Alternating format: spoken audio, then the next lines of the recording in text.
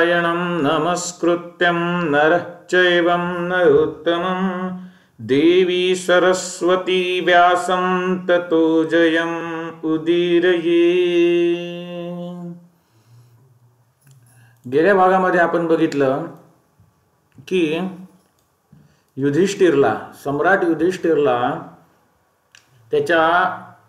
त्याने जी काही प्रतिज्ञा घेतली होती की 13 वर्षांनंतर होणारा कलह टाळण्यासाठी, जसं व्यासांनी त्याला सुचवलं राजसूय यज्ञानंतर, की 13 वर्षांनी होणारा कलह याला मी कारण बनू नये, मी निमित्त बनू नये, म्हणून मी कोणालाही दुःखी करणार नाही. जो कोणी काय मला सांगेल त्याची ती मी इच्छा पूर्ण करणार.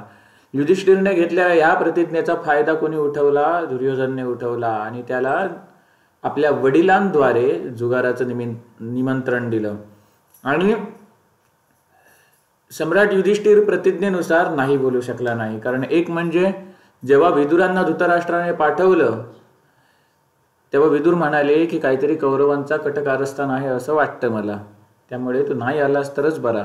पण विदुर म्हणाला युधिष्ठिर म्हणाले काही झालं तरी धृतराष्ट्र आहेत ते आम्हाला वडिलांप्रमाणेच आहेत, आणि त्यामुळे आम्ही त्यांची आज्ञाभंग करू शकत नाही. आणि दुसरी गोष्ट म्हणजे मी असं व्रत घेतलेलं आहे की मी कधी कोणाला दुखवणार नाही. कोणी जर मला कुठलंही चॅलेंज दिलं, काही सांगितलं तर मी नाही म्हणणार नाही. तर ज्यामुळे क्लेश होईल अशी गोष्ट मी करणार नाही असं युधिष्ठिरने सांगितलं होतं. जर मी यांना नाही म्हटलं तर काहीतरी क्लेश होऊ शकतात, म्हणून मी माझ्या काकांच्या आज्ञेचं पालन करेन असं म्हणून सम्राट युधिष्ठिर जुगारासाठी तयार झाला. आणि त्यानंतर तुम्हाला माहिती आहे कशा प्रकारे मोठा जुगार खेळला गेला. त्यामध्ये युधिष्ठिर आपलं सर्वस्व गमावून बसला. आपल्या भावांना सुद्धा त्याने पणावरती लावलं आणि स्वतःला सुद्धा पणावरती लावलं आणि स्वतःला सुद्धा हरून बसला. यामधून काय शिकवण मिळते? ते सम्राट युधिष्ठिर सारखा जो धर्मराज आहे तो सुद्धा जुगाराच्या नादामध्ये एवढा ॲडिक्ट होतो. तर सामान्य माणसाचं काय घेऊन बसला? तुमच्या आमच्यासारख्या सामान्य माणसाचं. स्वतः धर्मराज ॲडिक्ट होतो म्हणजे हा जुगार किती घातक आहे. आणि त्यामध्ये तुमच्या आमच्यासारखे माणूस लांबच राहिलेलं बरं. मद्य, मांस, जुगार, परस्त्री ही 4 महापापे श्रीमद भागवत महापुराण व महाभारतात सुद्धा सांगितलेली आहे. तो श्लोक मी तुम्हाला दाखवलेला आहे, महाभारतामधील श्लोक. आणि त्यानंतर शकुनी, कर्ण, दुर्योधन यांनी त्या युधिष्ठिरला पिचवले आणि सांगितले की अरे हे तर पाप आहे, तू हरलास असं मानतो, अजून तुझ्याकडे संपत्ती आहे ती अजून तू पणावरती लावलेलं नाहीस, हे बाबा पाप आहे. तो युधिष्ठिर म्हणाला माझ्याकडे आता कोणती संपत्ती उरली आहे? तेव्हा ते म्हणाले अजून द्रुपद कुमारी कृष्णा आहे. द्रुपद कुमारी कृष्णा हे कोणतं? द्रौपदीचं सुद्धा नाव काय होतं? कृष्णाच होतं. द्रुपद कुमारी कृष्णा आहे. विष्णू ज्या रूपाने पृथ्वीवरती आला तो कृष्ण, पण कधी कधी कृष्णा सुद्धा म्हणतात आपण हिंदी भाषेमध्ये, मराठी भाषेमध्ये. पण संस्कृतमध्ये त्याच्यासाठी कृष्ण हा शब्द वापरलेला आहे आणि द्रौपदीसाठी कृष्णा हा शब्द वापरलेला आहे. ती सावळी होती, सावळा वर्ण तिचा होता म्हणून. आणि वसुदेव पुत्र विष्णू अवतार त्याचा सुद्धा काय वर्ण? सावळाच होता, म्हणून तो कृष्ण आणि ती कृष्णा. तर त्यानंतर तिला पणावरती लावायला सांगितलं आणि युधिष्ठिरने विचार केला की ही जेव्हापासून आपल्या घरात आली, म्हणजे हिच्याबरोबर जेव्हापासून लग्न झालं, ही लक्ष्मी बनून जेव्हा घरात आली तेव्हापासून आपल्याकडे भरभराट झालेली आहे, राजसूय यज्ञ झालेला आहे. राजसूय यज्ञ कसं? नुसतं नाही तर संपूर्ण पृथ्वीवरच्या राजांना आम्ही परास्त केलेला आहे. म्हणजे जे आमचा विरोध करतात त्यांना परास्त केलेला आहे, जे विरोध करू शकत नाही त्यांना मित्र बनवलेला आहे. अशा प्रकारे संपूर्ण भूमीचा मी चक्रवर्ती सम्राट बनलो हिच्या पायगुणाने. मग कदाचित हिला पणावरती लावल्यानंतर मला जे काही हरलेलं आहे ते सगळं पुन्हा मिळू शकतं. जुगारात जे काही मी गमावलेलं आहे ते सगळं मला पुन्हा मिळू शकतं. या भावनेने युधिष्ठिराने द्रौपदीला सुद्धा पणावरती लावलं आणि शकुनीने फासे टाकले, ते गमावून बसला. आणि त्यानंतर प्रतिकामी नावाच्या दूताला दुर्योधनाने पाठवलं आणि सांगितलं द्रौपदीला घेऊन ये. जेव्हा त्यांनी जो काही घडलेला प्रकार द्रौपदीला सांगितला तेव्हा द्रौपदी एक वस्त्राधारी रजस्वला होती, मासिक धर्म तिचा चालू होता, मासिक पाळी तिची चालू होती आणि तिने सांगितलं की मी सर्वांच्या पुढ्यात येऊ शकत नाही, त्यामुळे माझ्या प्रश्नाचं एक उत्तर घेऊन ये, माझा प्रश्न सर्वांच्या पुढ्यात मांड की जर सम्राट युधिष्ठिर हे यांनी स्वतःला पणावरती लावले, ते स्वतःलाच हरले, मग त्यांना दुसऱ्याला म्हणजे आपल्या पत्नीला पणावरती लावायचा अधिकार कुठून येतो? प्रश्नच येत नाही. जर जे स्वतःच हरलेला आहे मग तो आणि कोणाला पणावर लावणार? बुद्धिबळामध्ये समजा राजा मारला गेला, बुद्धिबळामध्ये जर राजा मारला गेला तर त्याच्या पुढे आपण डाव खेळतो का? भले ते प्यादे उरलेले असू देत किंवा वजीर उरलेला असू दे किंवा हत्ती उंट कोणते असू दे, घोडे, राजा मारला गेला, खेळ संपला. तसा सम्राट युधिष्ठिर राजा आहे, तो स्वतः या जुगारामध्ये हरला, खेळ संपला, मग तो कोणाला पणावर लावू शकतो? हे योग्य आहे का स्वतः हरल्यानंतर पणावर लावणे? हा प्रश्न प्रतिकामीने जाऊन विचारला, तेव्हा दुर्योधनाने सांगितलं तिच्या प्रश्नाचं इथे येऊन उत्तर मिळेल, तिला इथे येऊन ये. द्रौपदीने प्रतिकामीला परत त्याच प्रश्नासाठी पाठवलं. मग दुर्योधनाने दुःशासनला पाठवलं. दुःशासनने काही द्रौपदीचं ऐकून घेतलं नाही, तिचे केस पकडून तो ओढत ओढत ओढत ओढत घेऊन आला फरफटत. आणि कृष्णाने म्हणजे द्रौपदीने सर्वांना प्रश्न विचारले, हाच प्रश्न मांडला. तेव्हा सगळ्यांची मान काय झाली, खाली झाली. भीष्मासारखे जे महापुरुष आहेत ते सुद्धा म्हणू लागले की आम्ही सुद्धा आता काय बोलू शकत नाही, कारण एक गोष्ट, हा जो युधिष्ठिर आहे त्याची तू पत्नी आहेस, धर्मपत्नी आहेस. धर्मपत्नी ही कशी असते? अर्धांगिनी असते. म्हणजे जेव्हा युधिष्ठिर हरला तेव्हा त्याच्यामध्ये तू सुद्धा आलीस अर्धांगिनी असल्यामुळे. त्यामुळे हा एक पक्ष. आणि दुसरा पक्ष काय? जो राजा स्वतःला गमावून बसला तो दुसऱ्याला कसं काय पणावरती लावू शकतो? हा दुसरा पक्ष. त्याच्यामुळे नीट म्हणजे मला नीट न्याय देता येत नाही आहे, काय करायचं? त्यामुळे मी काहीही करू शकत नाही. आणि तिने भीष्मांनी आपली नजर खाली घातली. मग आता काय करणार? विदुरांनी सुद्धा खूप सांगायचा प्रयत्न केला, कोणी ऐकून घेत नव्हतं. त्यामध्ये कौरवांचा एक भाऊ विकर्ण, तो द्रौपदीच्या बाजूने बोलू लागला की द्रौपदीच्या प्रश्नाचे उत्तर द्यायची कोणामध्ये हिंमत नाही का? ती सांगते ते बरोबर आहे, तिच्या प्रश्नाचं तुम्ही उत्तर दिलंच पाहिजे. तेव्हा कर्ण तिथून उठला आणि विकर्ण हा सुद्धा बोललेला, दुर्योधनाचा भाऊ, छोटा भाऊ विकर्ण हे सुद्धा बोललेला की बाबा तुम्ही जे काय करता ते बरोबर नाही, याच्यामुळे फुकटचा आपल्या कुळाचा नाश होऊ शकतो. त्यांनी इनडायरेक्टली चेतावणी दिली होती. त्यावेळेला कर्ण उठला आणि सांगू लागला, अरे विकर्ण, तू कोणचा आहे? कौरवांचा भाऊ आहेस की पांडवांचा? कोणाच्या बाजूने बोलतोस तू? विकर्णाला त्याने तापवलं आणि द्रौपदीला त्या कर्णाने शिवीगाळ केली, ती सुद्धा तुम्ही ऐकली असेल, श्लोक सुद्धा दाखवले. आणि द्रौपदीला वस्त्रहीन करण्याची आज्ञा कर्णाने दिली. सिरियलमध्ये दाखवतात दुर्योधनाने दिली, पण वेदव्यास महाभारतानुसार कर्णाने ती आज्ञा दिली. आणि द्रौपदीची वस्त्रे जसं तो दुःशासन उडू लागला तेव्हा द्रौपदीने कोणाचं चिंतन केलं? श्रीहरीचं चिंतन केलं, विष्णूचं चिंतन केलं, त्या गोविंदाचं चिंतन केलं. म्हणजे ज्याप्रमाणे तो गोविंद आहे, गोपाळ आहे, गायींचं पालन करणारा आहे, तर द्रौपदीने असे भाव प्रकट केले की मी कोण आहे? गाय आहे. आणि हे दुर्योधन, दुःशासन, कर्ण आणि शकुनी हे 4 कसाई आहेत, त्यांच्या कचाट्यामध्ये मी सापडलेले आहे. या 4 कसायांच्या कचाट्यामध्ये मी गाय सापडलेली आहे. तू जर खरोखरचा गोपाळ असशील, गायीचं पालन करणारा असशील, गोविंद असशील, तर माझं रक्षण कर. आणि द्रौपदीने ही जेव्हा प्रार्थना केली, द्रौपदीचं वस्त्रहरण होत होतं, त्याच वेळी तिकडे भगवान श्रीकृष्ण शाल्वाबरोबर युद्ध करण्यामध्ये व्यस्त होते. आणि भगवंतानी तिकडे युद्ध करत एका रूपाने तिथे युद्ध केलं आणि दुसऱ्या रूपाने दुसऱ्या रूपाने म्हणजे आपल्या सर्व विश्वव्यापक रूपाने तिच्या वस्त्रात संचार केला, म्हणजे वस्त्रावतार धारण केला. आणि त्या वस्त्रावतार भगवंत जसे अखंड आहेत, अविनाशी आहेत, तसेच ती वस्त्रे सुद्धा काय झाली? अखंड झाली, अविनाशी झाली. आणि दुःशासन ती वस्त्रे ओढून ओढून थकला आणि त्या वस्त्रांचा ढीक साचला. दुःशासन वस्त्रे ओढून ओढून थकला, वस्त्रे काही संपत नव्हती. आणि शेवटी दुःशासन दमून त्याच्या आसनावरती जाऊन पडला. आणि हा सगळा चमत्कार बघून सगळीकडे हाहाकार माजला. सगळेजण दुर्योधनाची निंदा करू लागले. आणि त्यानंतर पुढे काय झालं त्या आपण आजच्या भागात बघणार आहोत.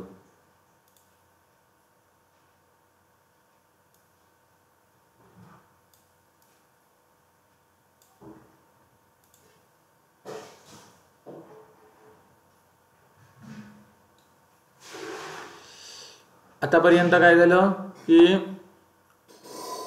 द्रौपदीचा वस्त्रहरण थांबले, पण जो प्रश्न मांडला गेला होता, द्रौपदी ही त्या द्यूतामध्ये हरली गेली की नाही, म्हणजे युधिष्ठिर द्रौपदीला त्या द्यूतामध्ये खरोखर गमावून बसले की नाही, हा प्रश्नाचं अजून काही उत्तर मिळालं नव्हतं. कारण द्रौपदीचा प्रश्न काय होता, जो स्वतःला हरलेला आहे, स्वतःला द्यूतामध्ये ज्याने पणाला लावलं आणि स्वतःचा डाव हरून बसला, तो दुसऱ्याला कसा काय पणावर लावू शकतो. म्हणजे तुम्ही हे जाणून सुद्धा माझ्या भोळ्या बाबड्या पतीला मला पणावरती लावायला तुम्ही उकसवलेला आहे. हे आपण कालच्या श्लोकामध्ये बघितलं, द्रौपदीने कसं आपलं मत स्पष्ट केलं. त्याचं उत्तर अजून मिळालं नव्हतं. वस्त्रहरण थांबलं, पण त्याच्या पुढे काय, त्या द्रौपदीच्या प्रश्नाचं उत्तर मिळालं नव्हतं. द्रौपदीच्या प्रश्नाचं उत्तर मिळालं नव्हतं म्हणजेच वस्त्रहरण जरी थांबलं तरी हे कौरव सगळे घाबरले त्या आवाजामुळे, कोलाहल जो उत्पन्न झाला त्यामुळे कौरव सगळे घाबरले. आणि आता पुढे काय करायचं हे समजत नव्हतं इकडे तिकडे. मग विदुरांनी काय विचार केला, आता आपण ही सभा आहे ती आटपून टाकूया. तर यामध्ये आता पेंडिंग काय राहिलं आहे, तर द्रौपदीचा प्रश्न. याचं सुद्धा आता उत्तर थोडक्यात समजावून सांगूया. तर विदुर म्हणू लागले, विदुर सर्वांना सांगतात, या सभेमध्ये आलेल्या सर्व भूपाळगणांनो, सर्व राजांनो, द्रुपद कुमारी कृष्णा म्हणजे कोणी, द्रौपदीने इथे आपले प्रश्न मांडलेले आहेत आणि ती आता रडत आहे. आता रडत आहे म्हणजे काय, कृष्णा जेव्हा तिचं वस्त्रहरण होत होतं त्यावेळेला कृष्णाने जी वस्त्रे तिला दिली त्या सर्वांनी तिच्या डोळ्यामधून अश्रुपात झाला. ते सर्व भगवान कृष्णाची लीला बघून, आपला होणारा अपमान तिने सहन केला, भगवान कृष्णाची लीला ही बघून तिच्या डोळ्यातून अश्रू येत होते. त्यावेळेला विदुर सगळीकडे हाहाकार झाला आणि दुर्योधनाची सगळेजण निंदा करू लागले. आणि त्यावेळेला विदुर उठले आणि सर्वांना शांत करत म्हणाले की द्रौपदीच्या प्रश्नाचं कोणी काही उत्तर देऊ शकला नाही. आता ती तिथे रडत आहे आणि ही काय झाली आहे, धर्माची हानी झालेली आहे. संकटामध्ये पडलेला मनुष्य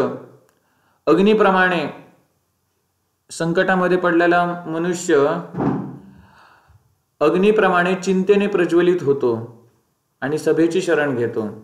आणि हे सभासद जे आहे ते धर्म आणि सत्याचा आश्रय घेऊन त्याला शांत करतात. पण तुम्ही तर सगळे इथे शांत बसलेले आहात, त्यामुळे तुम्ही तर इथे शांत बसला होतात मगाशी, असं विदुरांना सांगायचं. त्यामुळे जे मनुष्य आहेत त्यांनी धर्मानुकूल प्रश्नाचा सत्यतेबरोबर उपस्थित राहून, सत्यतेसहित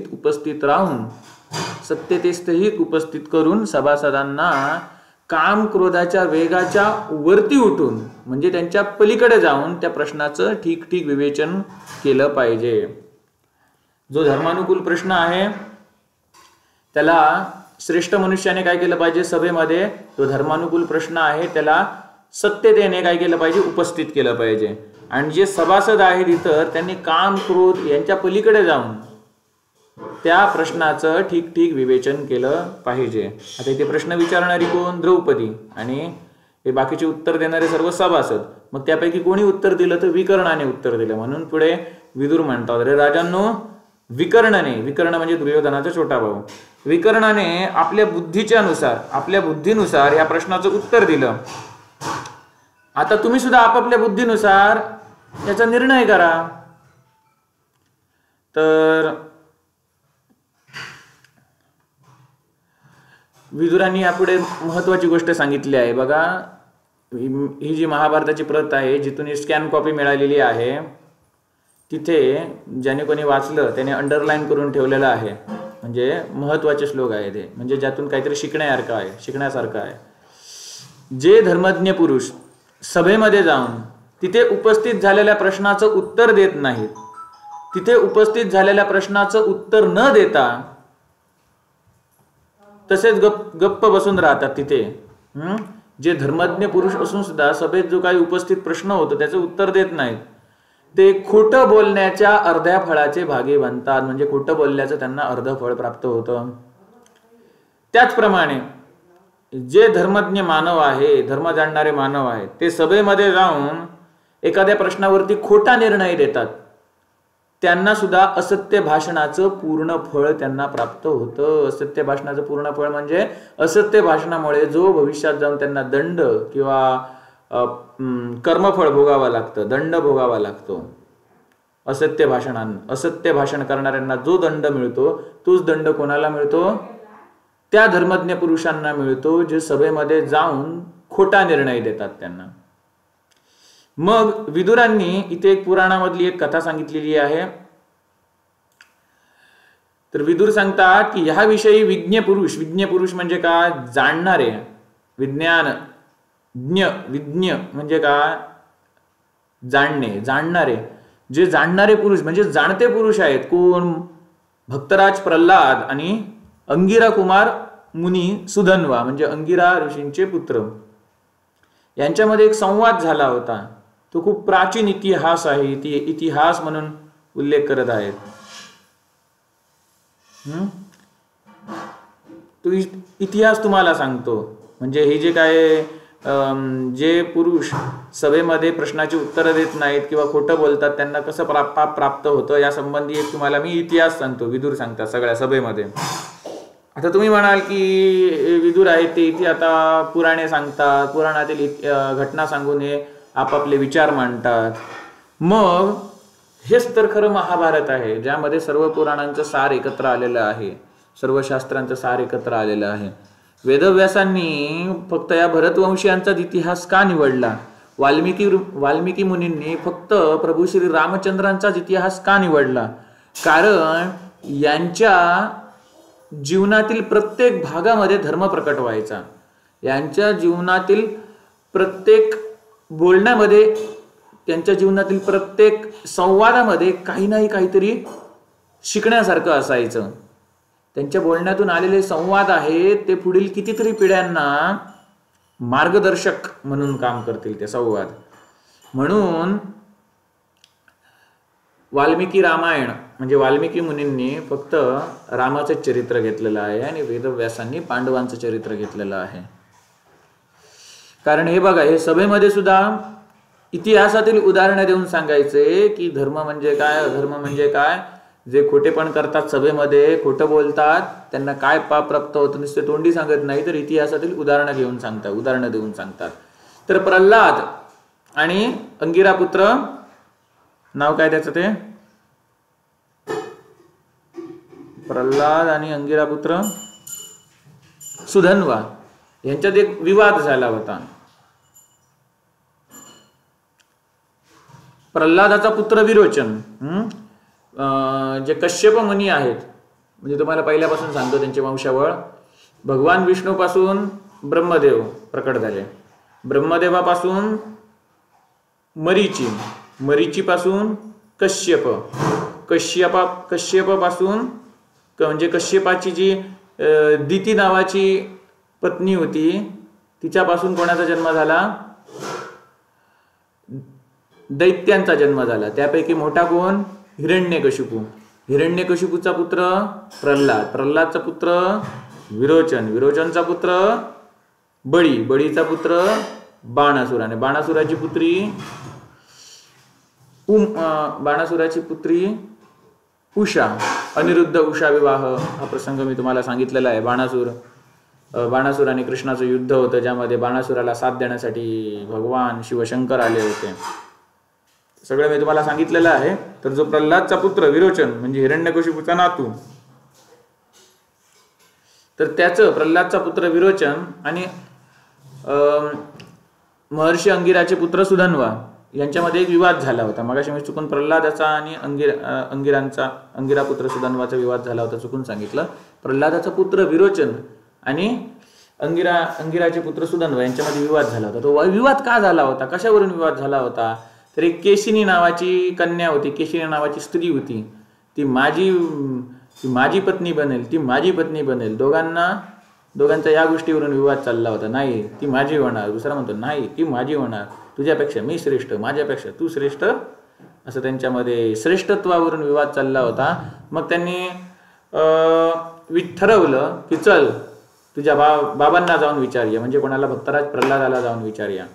आणि विरोचन आणि हे अंगिरापुत्र सुधन्वा त्या ठिकाणी गेले प्रश्न घेऊन, आणि त्यांनी विचारलं की आम्हा दोघांमध्ये कोण श्रेष्ठ आहे, याचं ठीक ठीक उत्तर द्या, खोटं बोलायचं नाही.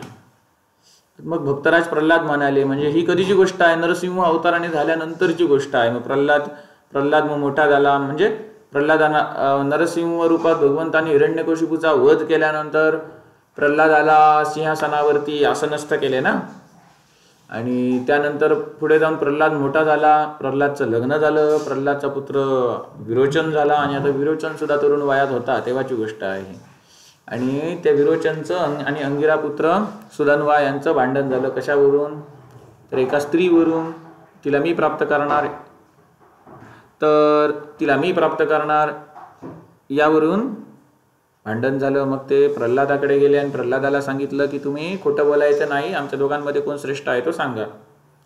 आणि ते अंगिरापुत्र महर्षी अंगिरांचे पुत्र सुधन्वा म्हणाले की प्रल्हाद, जर तू या प्रश्नाच्या उत्तरामध्ये काहीतरी पार्शलिटी केलीस म्हणजे हा बाबा तुझा पुत्र म्हणून तू तुझ्या पुत्राच्या बाजूने निकाल देशील असं नाही. कसं? निष्पक्ष भावाने उत्तर द्यायचं.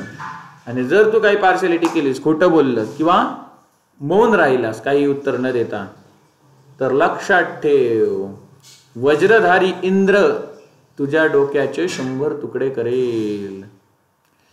असं जेव्हा अंगिरा मुनींचे पुत्र सुधन्वा म्हणाले तेव्हा प्रल्हाद विचारात पडले.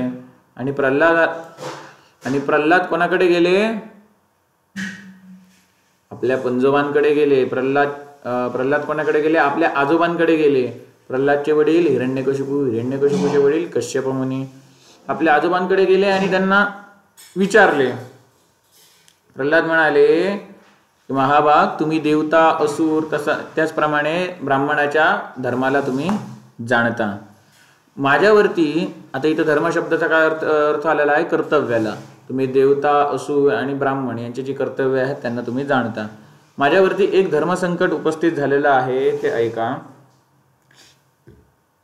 मला सांगा, जो प्रश्नाचं उत्तर देत नाही किंवा चुकीचं उत्तर देतो त्याला परलोकामध्ये काय गती प्राप्त होते हे मला सांगा.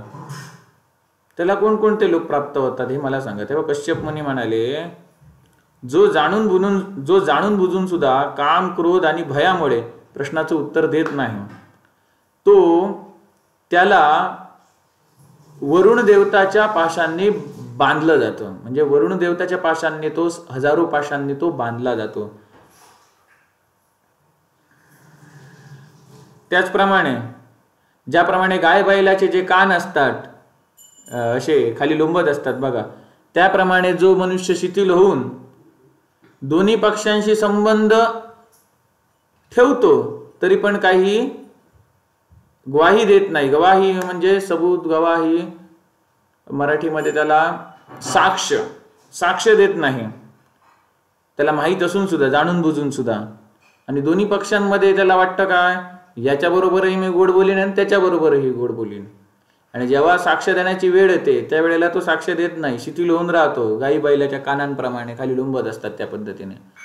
तो सुद्धा आपल्याला वरुण देवताच्या सहस्त्रपाशांनी बांधून घेतो. त्याला सुद्धा वरुण देवताच्या सहस्त्रपाशांनी बांधले जाते. आणि जसजसं 1 वर्ष पूर्ण होतं तेव्हा त्याच्यातला एक पाश खोलला जातो. मग 1000 पाशांसाठी 1000 वर्षे लागतात. त्यामुळे सत्य जाणणाऱ्या पुरुषाने यथार्थ रूपाने सत्यच बोलावं,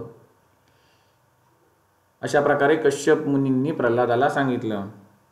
ज्या ठिकाणी धर्म हा अधर्माने काय होतो, विद्ध होतो, पीडित होतो आणि अशा प्रकारे सभामध्ये उपस्थित होतो, त्यावेळेला तिथले जे सभासद आहेत तो काय करू शकत नाहीत, कापू शकत नाहीत. म्हणजे इथे काय म्हटलं आहे, जसं दुर्योधनाच्या भयाने सगळेजण त्या ठिकाणी जमले होते, द्रौपदीच्या प्रश्नाचं उत्तर द्यायला बघत नव्हते. तर तिथे काय म्हटलेलं आहे, अशा लोकांना सुद्धा जे असा प्रश्न विचारला जातो तेव्हा काम, क्रोध, भय इत्यादी कारणांनी जे खाली मान घालून राहतात किंवा काहीही बोलत नाहीत, योग्य तो न्याय देत नाहीत, काम, क्रोध किंवा भयामुळे, त्यांना सुद्धा त्या पापाचं फळ भोगावं लागतंच. सभेमध्ये जो अधर्म होतो त्याचं अर्धफळ जो सभापती असतो त्याला मिळतं. त्यापैकी 1/4 भाग, त्या पापाचा 1/4 भाग कोणाला, जे पाप करणारे असतात त्यांना मिळतो. आणि उरलेला 1/4 भाग आहे तो कोणाला, जे तिथले सभासद आहेत, जे त्या वाईट कृत्याला विरोध करत नाहीत, त्यांना तो भाग 1/4 भाग मिळतो त्या पापाचा. निंदनीय पुरुष असतात त्यांची जे निंदा करत नाहीत, म्हणजेच काय, जे निंदकांचे समर्थन करतात. निंदकांची निंदा करत नाहीत म्हणजेच काय, निंदकांची निंदा करत नाहीत म्हणजे निंदकांचे समर्थन करतात, त्यांना सुद्धा त्या पापाचा 1/4 वाटा मिळतो.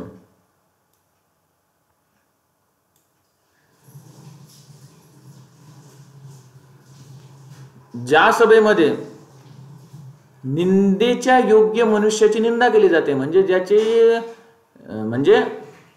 जो निंदेच्या लायकीचा आहे अशा पुरुषाची, अशा मनुष्याची ज्या सभेमध्ये निंदा केली जाते, त्या सभेमधला जो सभापती आहे तो निष्पाप होतो आणि सभासद सुद्धा पापातून मुक्त होतात.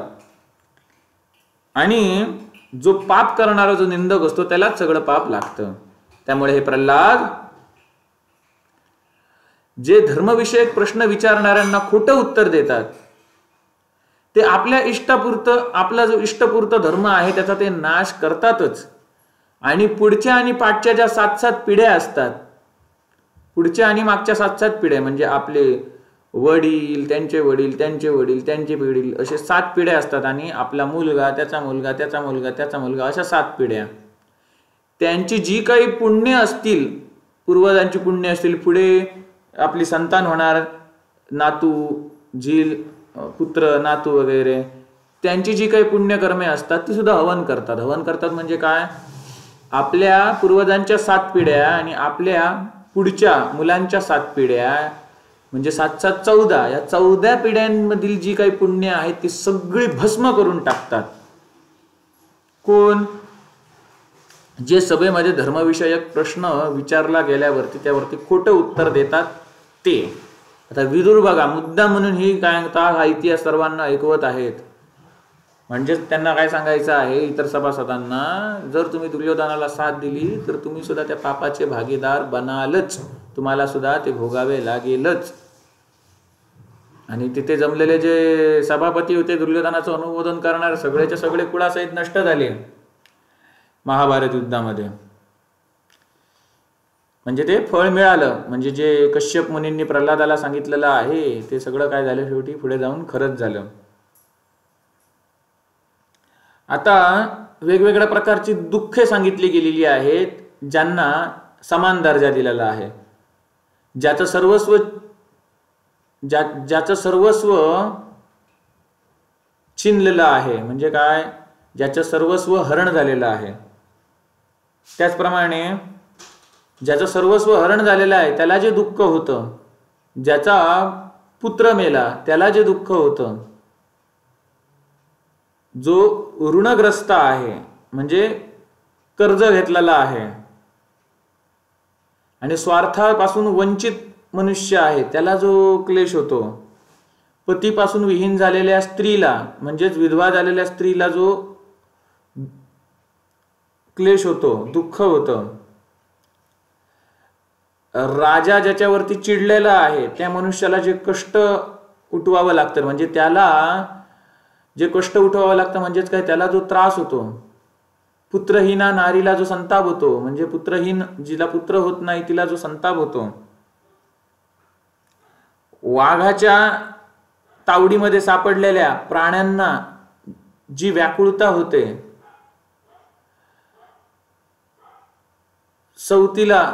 सवती स्त्रीला जे दुःख होतं, साक्षींनी ज्याला धोका दिलेला आहे त्या मनुष्याला जो क्लेश होतो, दुःख होतं, या सर्व दुःखांना देवतांनी समान दर्जा दिलेला आहे, समान सांगितलेला आहे.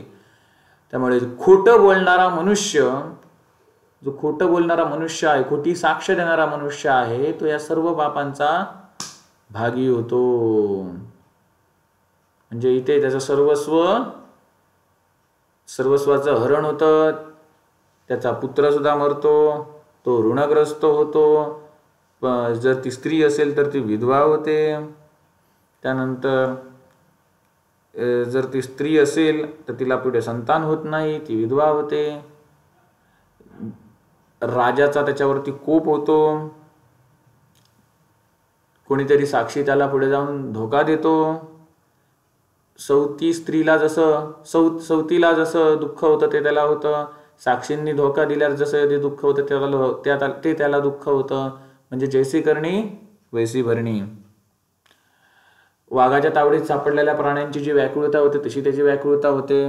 अशा प्रकारचं कर्मफळ दुःख त्याच्या पदरात पडतं. कोणाच्या? जो सभेमध्ये खोटं बोलतो, वाईट गोष्टीचं जो समर्थन करतो, त्याला अशा प्रकारचं महान दुःख सोसावं लागतं.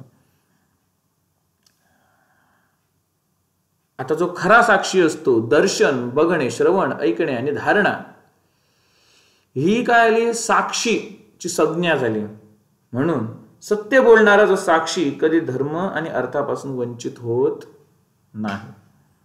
कश्यपजींनी अशा प्रकारचं व्याख्यान दिलं, ते प्रल्हादाने ऐकलं आणि प्रल्हाद आपल्या पुत्राकडे पुन्हा आला आणि आपल्या पुत्र विरोचनला आणि महर्षी अंगिरांचे पुत्र सुधन्वाला सांगितलं, दोघांना बोलवून घेतलं आणि आपल्या पुत्र विरोचनला सांगितलं, विरोचन, सुधन्वा तुझ्यापेक्षा श्रेष्ठ आहेत.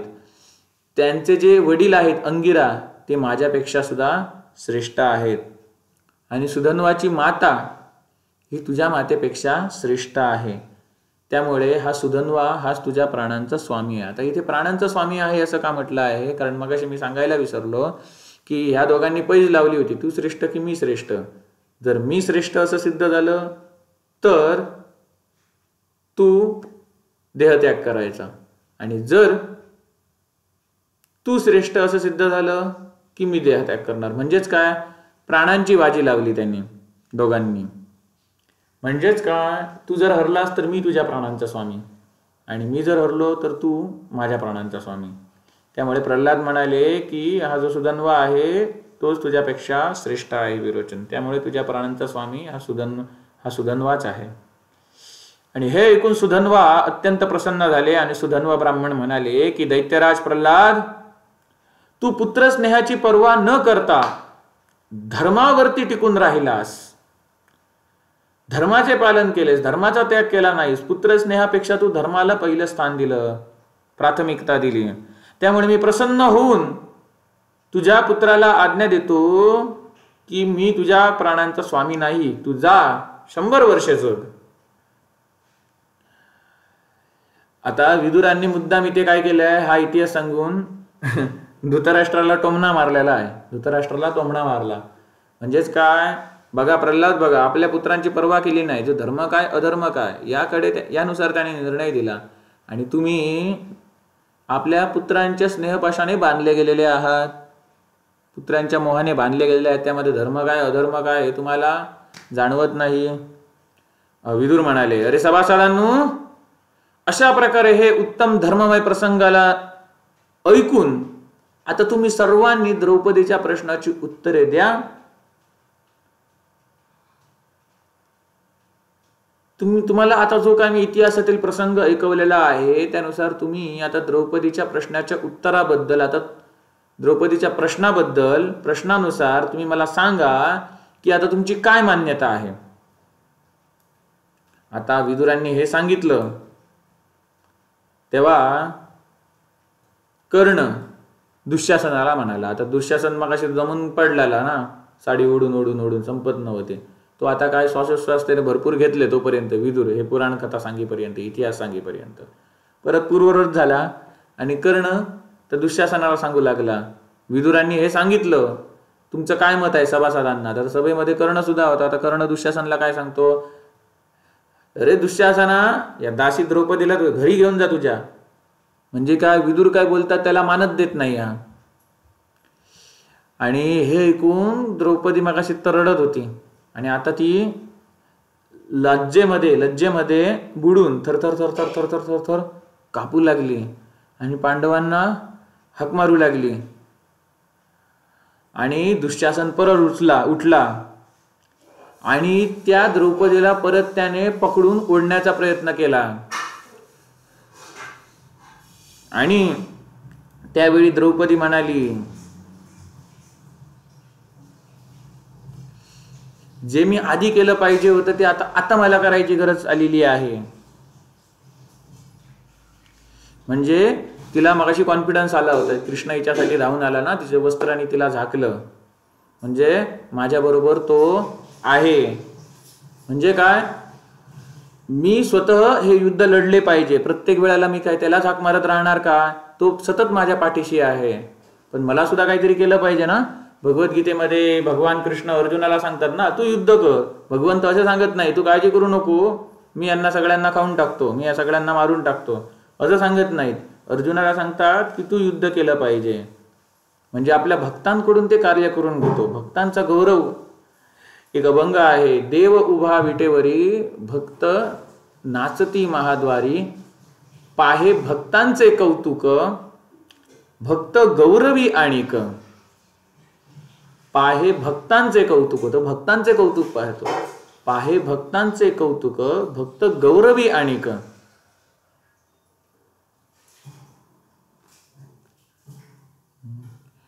तर तो भक्तांचं कौतुक म्हणजे भक्तांकडून त्याला कार्य करून घ्यायचे आहे, ज्यामुळे काय होणार, भक्तांचा गौरव होणार. जर भगवंताने सगळं केलं तर भगवंताचीच गौरव होणार, भक्तांना क्रेडिट कसं जाणार. कळलं ना. म्हणून भगवंत अर्जुनाला सांगतात की अर्जुना युद्ध कर. आणि अर्जुन जेव्हा नाही मी युद्ध करणार नाही सांगतो, आपण बघणार पुढे भगवद्गीतेत कशाला अर्जुन युद्ध करणार नाही सांगत होता तेव्हा. तर तेव्हा भगवंत त्याला वेगवेगळे विचार सांगतात. भगवद्गीतेतले 10 अध्याय पहिला ऐकवतात तरी अर्जुन ऐकत नाही. आणि शेवटी सांगतो 10व्या अध्यायात तुम्ही जे काही तुम्ही हे सांगितलं की तुम्ही आदित्यांमध्ये तुम्ही विष्णू आहात, रुद्रांमध्ये तुम्ही शंकर आहात, सृष्टीकर्त्यांमध्ये तुम्ही ब्रह्मा आहात, पक्ष्यांमध्ये तुम्ही गरुड आहात, पशूंमध्ये तुम्ही सिंह आहात, ताऱ्यांमध्ये तुम्ही सूर्य आहात, नद्यांमध्ये तुम्ही गंगा आहात, अशी तुमची वेगवेगळी विभूती सांगितली. ते मला प्रात्यक्षिकरित्या बघायचं आहे. तेव्हा भगवंतांनी आपलं जे विराट स्वरूप दाखवलं, जे अर्जुन आपल्या मानवी चामड्याच्या बांधलेल्या डोळ्यांनी बघू शकत नव्हतं, त्यामुळे अर्जुनाला दिव्य दृष्टी दिली. त्यामध्ये अर्जुनाने पाहिलं की अनंत मस्तक मुकुटांनी आभूषित झालेली अनंत मस्तक, अनंत डोळे, अनंत हात, अनंत पाय, अनंत हातांमध्ये अनंत भूत वर्तमान भविष्यात जी अस्त्रे शस्त्रे असतील ती सगळी अस्त्रे शस्त्र म्हणजे अर्जुनाने बघलेली आणि नाही बघितलेली सुद्धा, असं त्याचं सर्व व्यापक संपूर्ण लोकांनी व्यापलेलं रूप त्याला दिसलं. ज्याचं तेज एवढं होतं की तीनही लोक जाळून टाकील अशा प्रकारचं त्याचं तेज होतं. तीनही लोक संतप्त झाले होते आणि ते सर्व व्यापक रूप वाढतच चाललं होतं. जे टीव्ही सिरियल मध्ये दाखवतात ते मर्यादित दाखवतात, पण आपण भगवद्गीतेमध्ये पुढे जाऊन आपण वास्तविक कसं स्वरूप होतं ते आपण बघणार आहोत, अनुभवणार आहोत. तीनही लोकांमध्ये ते स्वरूप व्यापलं होतं आणि त्या स्वरूपामध्ये अर्जुनाला भूत भविष्य वर्तमान तीनही काळ दिसत होते. म्हणजे 4th डायमेन्शन टाइम याच्या सुद्धा ते पलीकडचं होतं. तर सांगायचा मुद्दा कसा, भगवंतांनी असं विराट विश्वस्वरूप धारण केलं आणि त्यावेळेला जे सगळे दोन्ही पक्षातील जे अधर्मी लोक आहेत त्यांना गिळायला सुरुवात केली. गिळायला म्हणजे हाताने नाही, सगळे त्याच्या तोंडामध्ये अनंत जी मुख होती त्याच्यामध्ये खेचले जाऊ लागले. भगवद्गीतेतलं सांगताय, माझ्या मनाचं नाही. त्यामध्ये कोण कोण होते, जे कोण होते त्यांच्यामध्ये कर्ण सुद्धा होता. आणि भगवंताच्या मुखातून सूर्यासारखे डोळे होते आणि सर्व जेवढी काही मुख होती त्यांच्यामधून काय अग्नी बाहेर येत होती. आणि सगळे जे कर्ण वगैरे जेवढे काही योद्धे होते ते भगवंताच्या तोंडामध्ये जाऊ लागले, खेचले जाऊ लागले आणि भगवंत त्यांना संपवू लागले.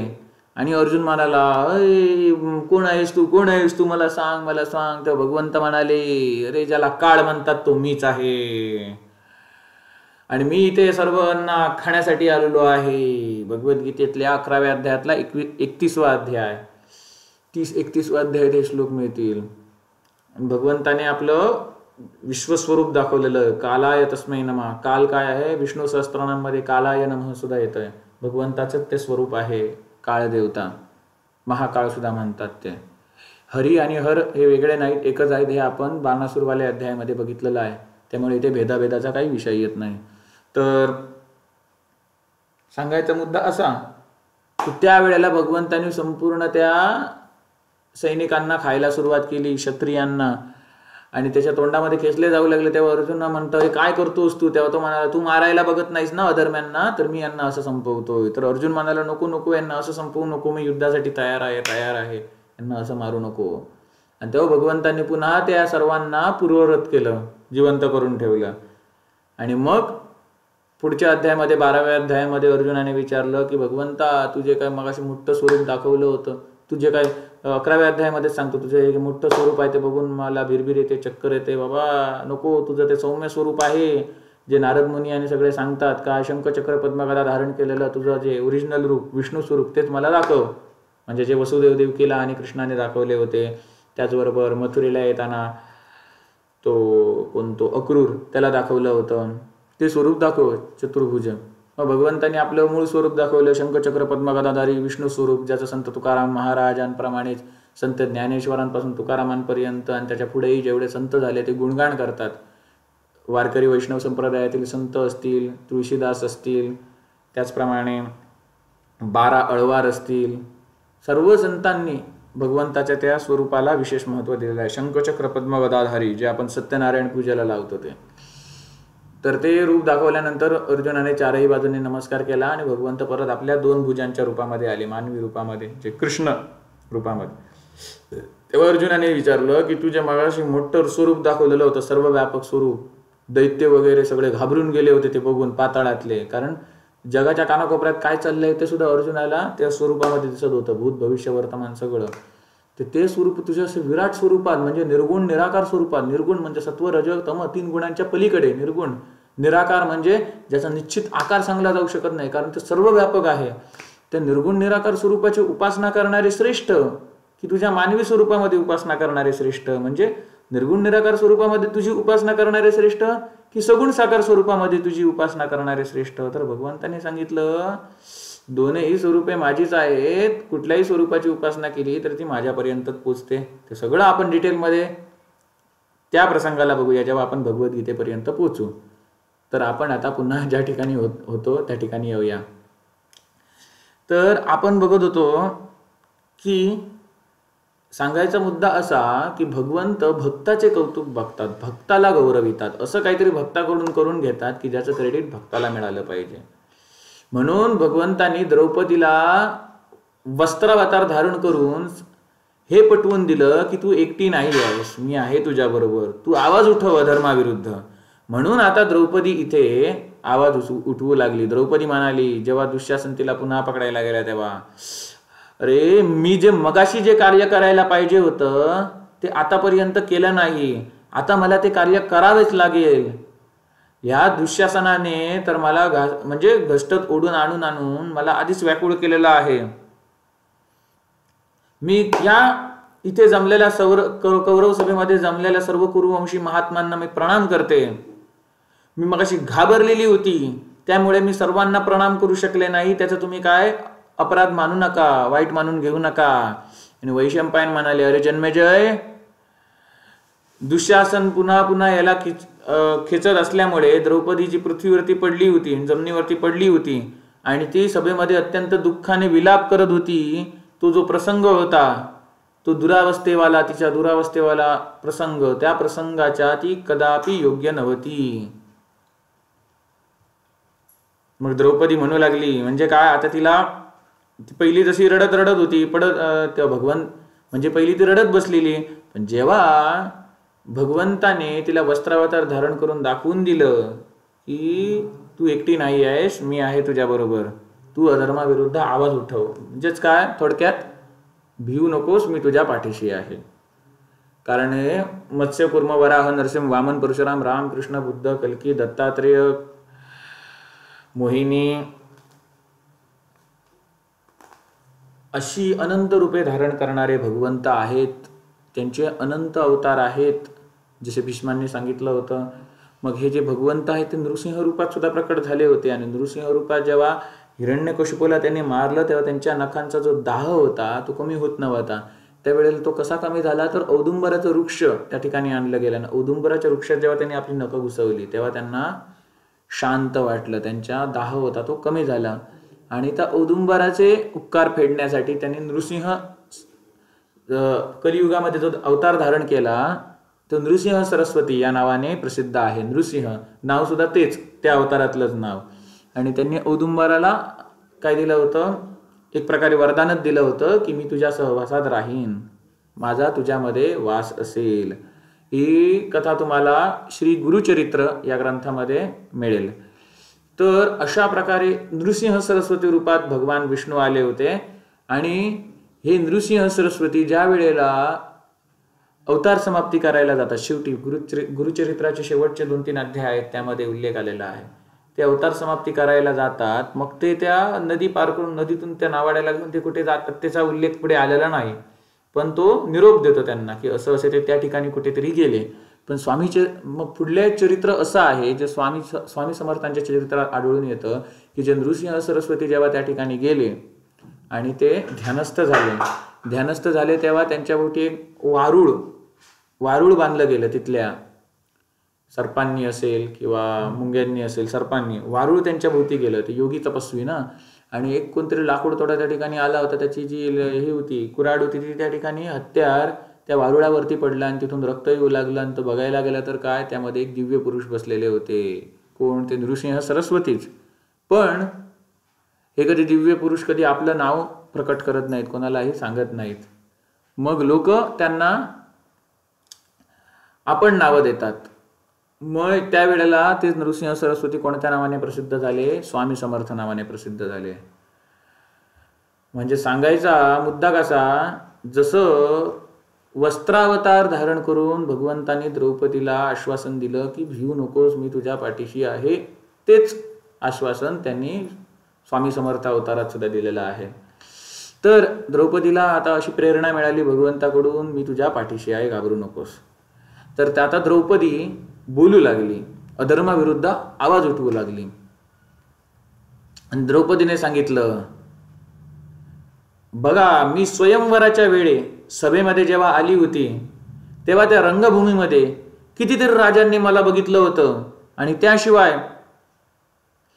त्याशिवाय अन्य असा कुठलाही अवसर नव्हता, असा कुठलाही काळ नव्हता ज्या वेळेला, आजच्या पूर्वी असा कुठलाही काळ नव्हता ज्या वेळेला मला असं कोण बघत होते, या अवस्थेमध्ये कोणी बघितलं असेल असा काळ नव्हता. त्यावेळेला मी कशी होती, नटलेली, माझ्याकडे दागदागिने होते, कशा अवस्थेत होती मी, आणि आता माझी ही काय अवस्था झालेली आहे आणि सगळ्या सभासदांच्या समोर मी अशी आहे. ही माझी पहिलीच वेळ आहे. मी जेव्हा राजभवनामध्ये राहायचे तेव्हा वायू आणि सूर्य सुद्धा मला बघू शकत नव्हते. म्हणजे ती उपमा देते, हा अलंकार आहे तो, उपमा देते. वायू आणि सूर्य सुद्धा मला राजभवनात मध्ये बघू शकत नव्हते.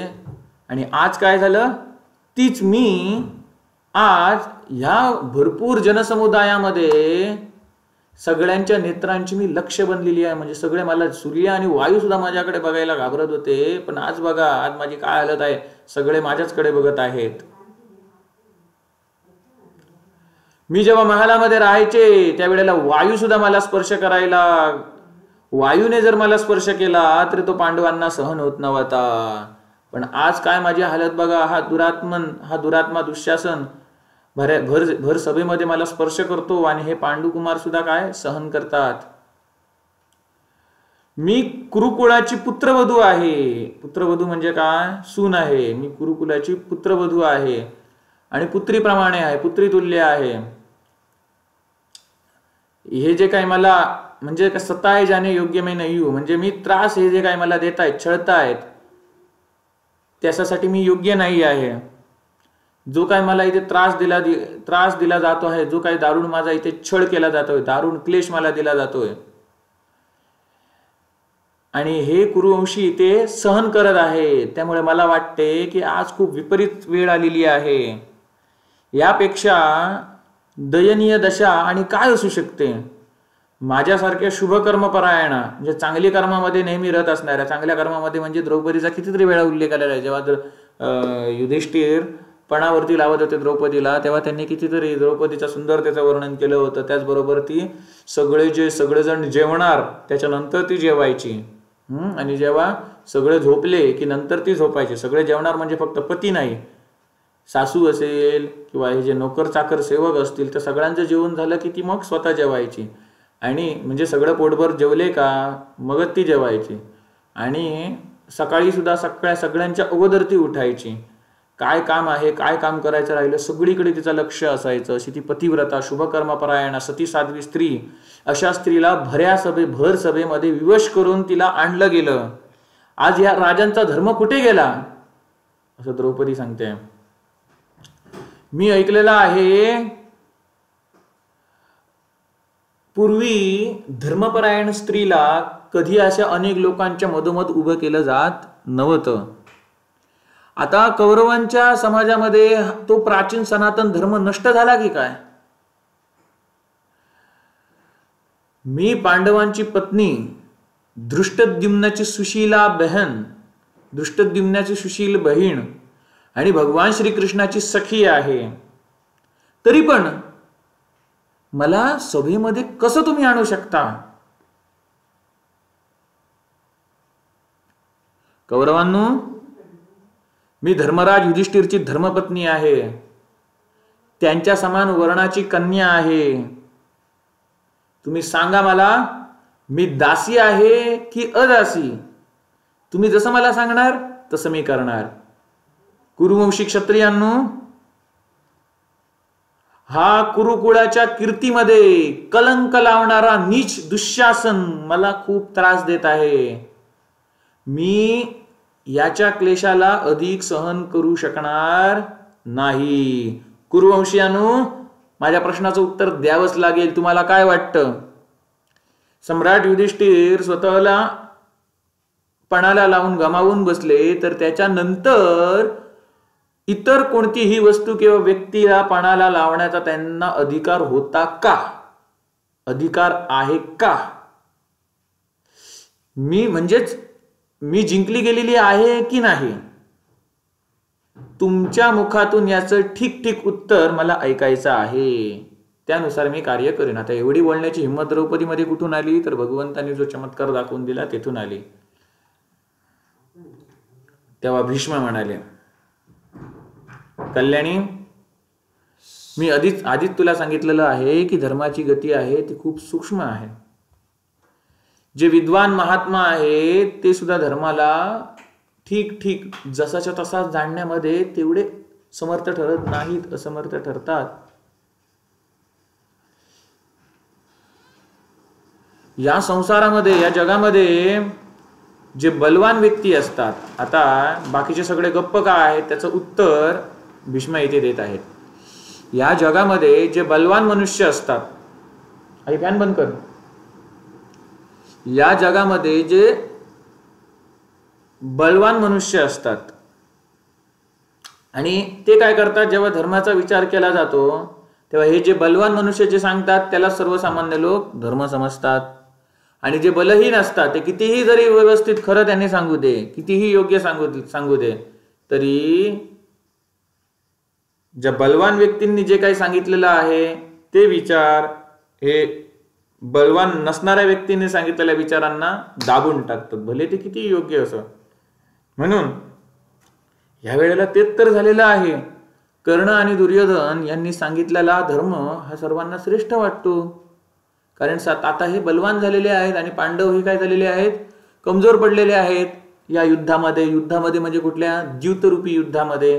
त्यामुळे सगळे लोक आता काय करतात, बलवान जे काही सांगतात म्हणजे दुर्योधन, कर्ण हे जे काही सांगतात त्याचाच आश्रय घेऊन राहिलेले आहेत. कारण ते सांगतात तेच त्यांना श्रेष्ठ वाटतं.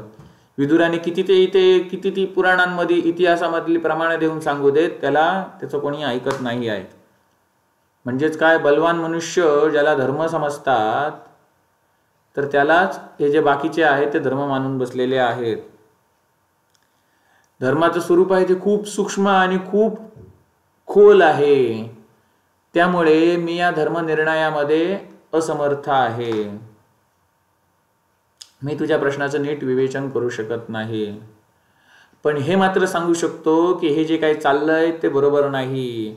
लवकरात लवकर शीघ्र या कुरुवंशाचा नाश होणार आहे.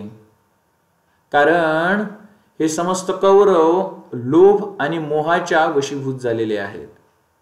कल्याणी, द्रौपदी, तू ज्यांची पत्नी आहेस ते पांडव उत्तम कुळामध्ये उत्पन्न झालेले आहेत आणि मोठ्यात मोठ्या संकटामध्ये पडून सुद्धा ते धर्माच्या मार्गावरून विचलित झालेले नाहीत.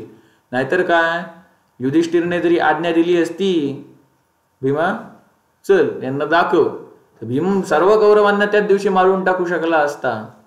परंतु युधिष्ठिर काय म्हणतो, नाही, त्यांनी मला चॅलेंज दिलेलं आहे, मी कधी कोणतं चॅलेंज नाकारत नाही. होऊ दे, होतं ते होऊ दे. मी धर्माचं जे काही पालन केलेलं आहे तो धर्मच माझं रक्षण करेल. म्हणजेच काय, धर्मो रक्षती रक्षितः. म्हणजे आत्तापर्यंत युधिष्ठिराने जे काही धर्माचं पालन केलं होतं तोच त्यांचं पुढे रक्षण करता बनला. द्रौपदीच्या स्वरूपात सुद्धा एक शिव महापुराणामध्ये कथा आलेली आहे. त्यामध्ये द्रौपदीने बघितलं की एका तळ्यामध्ये दुर्वासा मुनी उतरले होते. कशासाठी, तर स्नान करण्यासाठी उतरले होते. आणि त्यांचा जो वस्त्र होतं, एक वस्त्र, ते काय गेलं तर नदीमध्ये वाहून गेलं. आता ते खूप लांब गेलं. आता हे तसेच बाहेर कसे येणार, नग्न अवस्थेत तर बाहेर येऊ शकत नाहीत. त्यांना बघून द्रौपदीला खूप दया आली आणि द्रौपदीने आपल्या वस्त्रांचा आपल्या वस्त्र होती, द्रौपदीने स्वतःचं वस्त्र होतं, स्वतःची साडी होती, ती फाडली, स्वतःची साडी फाडली आणि त्या साडीचा तुकडा होता तो दुर्वासा मुनींकडे फेकला. आणि दुर्वासा मुनींनी तो कपडा घेतला, गुंडाळला आणि ते पाण्यातून बाहेर आले. आणि द्रौपदीला त्यांनी आशीर्वाद दिला की तुला ईश्वराच्या कृपेने कधीच वस्त्रांची कमी पडणार नाही. आणि हा आशीर्वाद आणि भगवान श्रीकृष्णावरची भक्ती हे दोन्ही एक झाले आणि भगवंताला वस्त्रावतार धारण करण्यामध्ये भाग पाडले. म्हणजेच का, जी पूर्वकृत्य आपण करत असतो, जी काय पुण्य करत असतो, त्यांचं कधी नाही कधी चांगलं फळ आपल्याला मिळतं, म्हणजे मिळतंच. तर पांडव खूप मोठ्या संकटात पडून सुद्धा धर्माच्या मार्गाने विचलित झाले नाहीत असे भीष्म सांगतात. आणि पुढे सुद्धा वनवासासारखं जरी संकट आलं, कितीही मोठं संकट आलं तरी ते विचलित झालेले नाही, धर्माच्याच मार्गाने चालले ते. पांचाल राजकुमारी, तुझा हा आचार व्यवहार तुझ्यासाठी योग्य आहे, तुझा आचार व्यवहार बरोबर आहे, तुझ्यासाठी योग्य आहे. कारण भारी संकट, मोठ्या संकटात पडून सुद्धा तू फक्त धर्माकडेच बघते आहेस. धर्माकडेच बघते आहेस म्हणजे काय, धर्माचाच विचार करत आहेस, धर्मानुसारच विचार करत आहेस. हे द्रोणाचार्य वगैरे सगळे वृद्ध पुरुष आहेत जे धर्मज्ञ आहेत, ते सुद्धा आपले मस्तक आहे ते असे खाली लटकवून गप्प बसलेले आहेत, शून्य शरीराने गप्प बसलेले आहेत. म्हणजे जसे काही निष्प्राणच आहेत. म्हणजे निष्प्राण म्हणजे प्राण गेलेलं शरीर, म्हणजे मुर्द्याप्रमाणे बसलेले आहेत असं भीष्मांना सांगायचं आहे. आणि माझी ही राय आहे की या प्रश्नाचा निर्णय करण्यासाठी धर्मराज युधिष्ठिर सगळ्यात प्रामाणिक व्यक्ती आहेत. तू जिंकली गेली आहेस की नाही, या जुगारामध्ये तू जिंकली गेली आहेस की नाही, या प्रश्नाचं उत्तर स्वतः सम्राट युधिष्ठिरने द्यावं.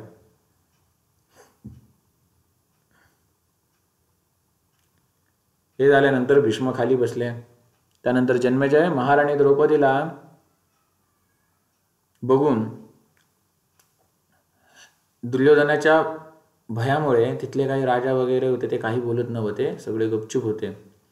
म्हणजे मग कशी सांगितलं, ती विदुरांनी गोष्ट सांगितलेली आहे, जे कोण क्रोध, लोभ, भय, काम, लोभ, भय इत्यादी कारणांनी जे कोणी गप्प बसून राहतात सभेमध्ये, म्हणजे अधर्म होत असेल तर त्याला विरोध करत नाही, गप्प बसून राहतात, तर त्यांना सुद्धा ते वरुणपाशाने बांधले जातात. आणि एका वर्षानंतर सहस्त्र वरुणपाशाने बांधले जातात आणि एका वर्षानंतर एक वरुणपाशातून ते मुक्त होतात. त्यांना काय शिक्षा होते ते सांगितलेलं होते विदुराने. इतिहास कथेतील उदाहरण देऊन. आणि सगळे राजा, राजपुत्र, राजांचे पौत्र म्हणजे नातूसुद्धा हे सगळे गप्प बसलेले आहेत. ते बघून दुर्योधन आता म्हणू लागला. तर दुर्योधनाने काय बघितलं, जेव्हा वस्त्रहरण झाल्याच्या नंतर भगवंतानी वस्त्रावतार धारण केला आणि भगवंतानी वस्त्रावतार धारण केल्यानंतर सगळेजण दुर्योधनाला दोष देऊ लागले होते ना.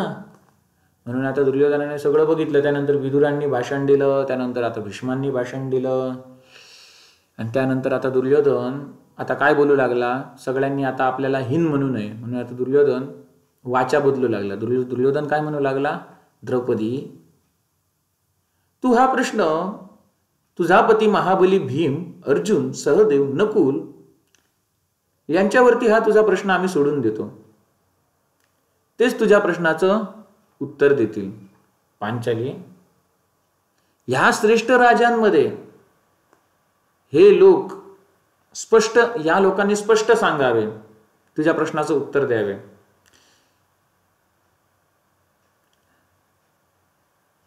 युधिष्ठिरला तुला पणावरती लावण्याचा काही अधिकार नव्हता. सर्व पांडवांनी मिळून युधिष्ठिरला खोटं ठरवा, तर तू दास्यभावातून मुक्त केली जाशील असं दुर्योधन म्हणाला. म्हणजेच काय, युधिष्ठिरला त्याच्या छोट्या भावांनी काय करा, दोष द्या असं त्याला सांगायचं होतं. पण हे 5 भाव कधीच एकमेकात भांडले नव्हते, म्हणजे त्याला बघवत नव्हतं, म्हणून त्यांच्यात फूटपाडू बघत होता.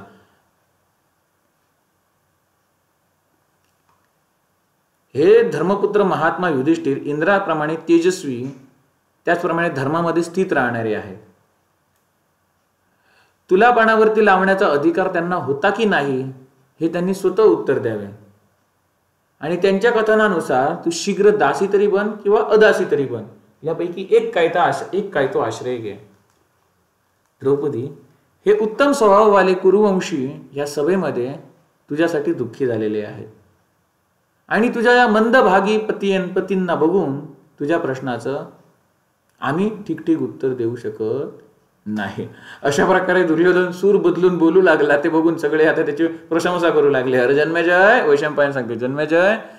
त्यानंतर सगळे जे सभासद होते ते दुर्योधनाने हे जे काही कथन सांगितले त्याची भुरी प्रशंसा करू लागले. वा वा वा वा प्रशंसा करू लागले, आपली वस्त्र हलवू लागले. वा वा वा वा करत दुर्योधनाची प्रशंसा करून. आणि दुसरीकडे हाहाकार माजला, आर्तनाद होऊ लागला. आता हाहाकार आर्तनाद का, अरे मगाशी हा दुर्योधन काय बोलत होता आणि आता काय बोलतोय.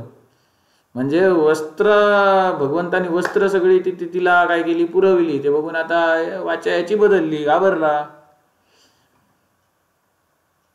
दुर्योधनाचे ते मनोहर वचन ऐकून त्यावेळेला कौरवांना खूप आनंद झाला आणि बाकीचे तिथे जे काही राजा उभे होते ते प्रसन्न झाले आणि दुर्योधनाला कौरवांमध्ये श्रेष्ठ आणि धार्मिक म्हणत त्याचा आदर करू लागले. त्यानंतर ते सगळे राजा आपलं तोंड त्यांनी कुठे फिरवलं, सम्राट युधिष्ठिरकडे फिरवलं. आणि कशासाठी, तर त्यांना ऐकायचं होतं, बघूया तरी आता धर्मराज युधिष्ठिर काय उत्तर देतात, आपलं मत कशा प्रकारे व्यक्त करतात, भीमसेन, नकुल, सहदेव हे काय म्हणतात. या सर्व राजांच्या मनात मोठी उत्कंठा निर्माण झाली. आणि तो कोलाहल शांत झाल्यानंतर भीमसेन आपल्या चंदनाने लेपलेल्या त्या आपली जी भुजा आहे ती दिव्य भुजा उठवली त्यांनी आणि म्हणू लागला भीमसेन, कारण दुर्योधन मगाशी फुटपाडू बघत होता ना, सांगितलं म्हणजे युधिष्ठिरला त्यांच्या भावानी दोष द्यावा सांगितलं. मग भीमसेन आता काय त्याचं उत्तर देतात बघा. हे धर्मराज युधिष्ठिर आहेत, आमचे मोठे भाऊ असले तरी आम्हाला ते पितृतुल्य आहेत, पित्याप्रमाणे आहेत, आम्ही त्याला दोष देणार नाही. आपल्या ह्या पांडुकुळाचे ते स्वामी आहेत. जर ते पांडुकुळाचे स्वामी नसते तर आम्ही तुमचा म्हणजे कौरवांचा हा अत्याचार अजिबात सहन केला नसता. मी इथेच उठलो असतो आणि तुम्हाला संपवलं असतं. हे आमचे पुण्य, तप आणि प्राणांचे सुद्धा प्रभू आहेत. म्हणजे कोण, हे सम्राट युधिष्ठिर आमच्या पुण्य, तप आणि प्राणांचे सुद्धा प्रभू आहेत. द्रौपदीला पणावर लावण्याच्या पूर्वी जर यांनी आम्हाला पणावर लावून हरलं नसतं म्हणजे काय, आम्हाला पणावर लावलं नसतं, म्हणजे मी जर बांधलो गेलो नसतो, मी जर दास बनलो नसतो, तर नक्कीच या कौरवांना संपवून टाकलं असतं. म्हणजे भीम इथे सांगतो, जर मी हरलो नसतो, दास बनलो नसतो, तर आपल्या पायांनी पृथ्वीला स्पर्श करणारा कोणीही मनुष्य असो, जो द्रौपदीच्या केसाला स्पर्श करेल त्याला तो माझ्याकडून जिवंत राहिला नसता. त्यामुळे राजांनो, परिघाप्रमाणे समाने जाड्या जाड्या माझ्या या गोलाकार विशाल हातांना, भुजांना बघा तरी. अरे या भुजांमध्ये इंद्र सुद्धा जिवंत राहू शकत नाही. मी धर्माच्या बंधनामध्ये बांधला आहे. मोठ्या भावाच्या गौरवाने मला थांबवून ठेवलेला आहे. अर्जुन सुद्धा मला हे करतोय, अर्जुन सुद्धा मला जायला देत नाही आहे, अर्जुन सुद्धा मला विरोध करतोय, म्हणून मी या संकटामधून पार जात नाही आहे.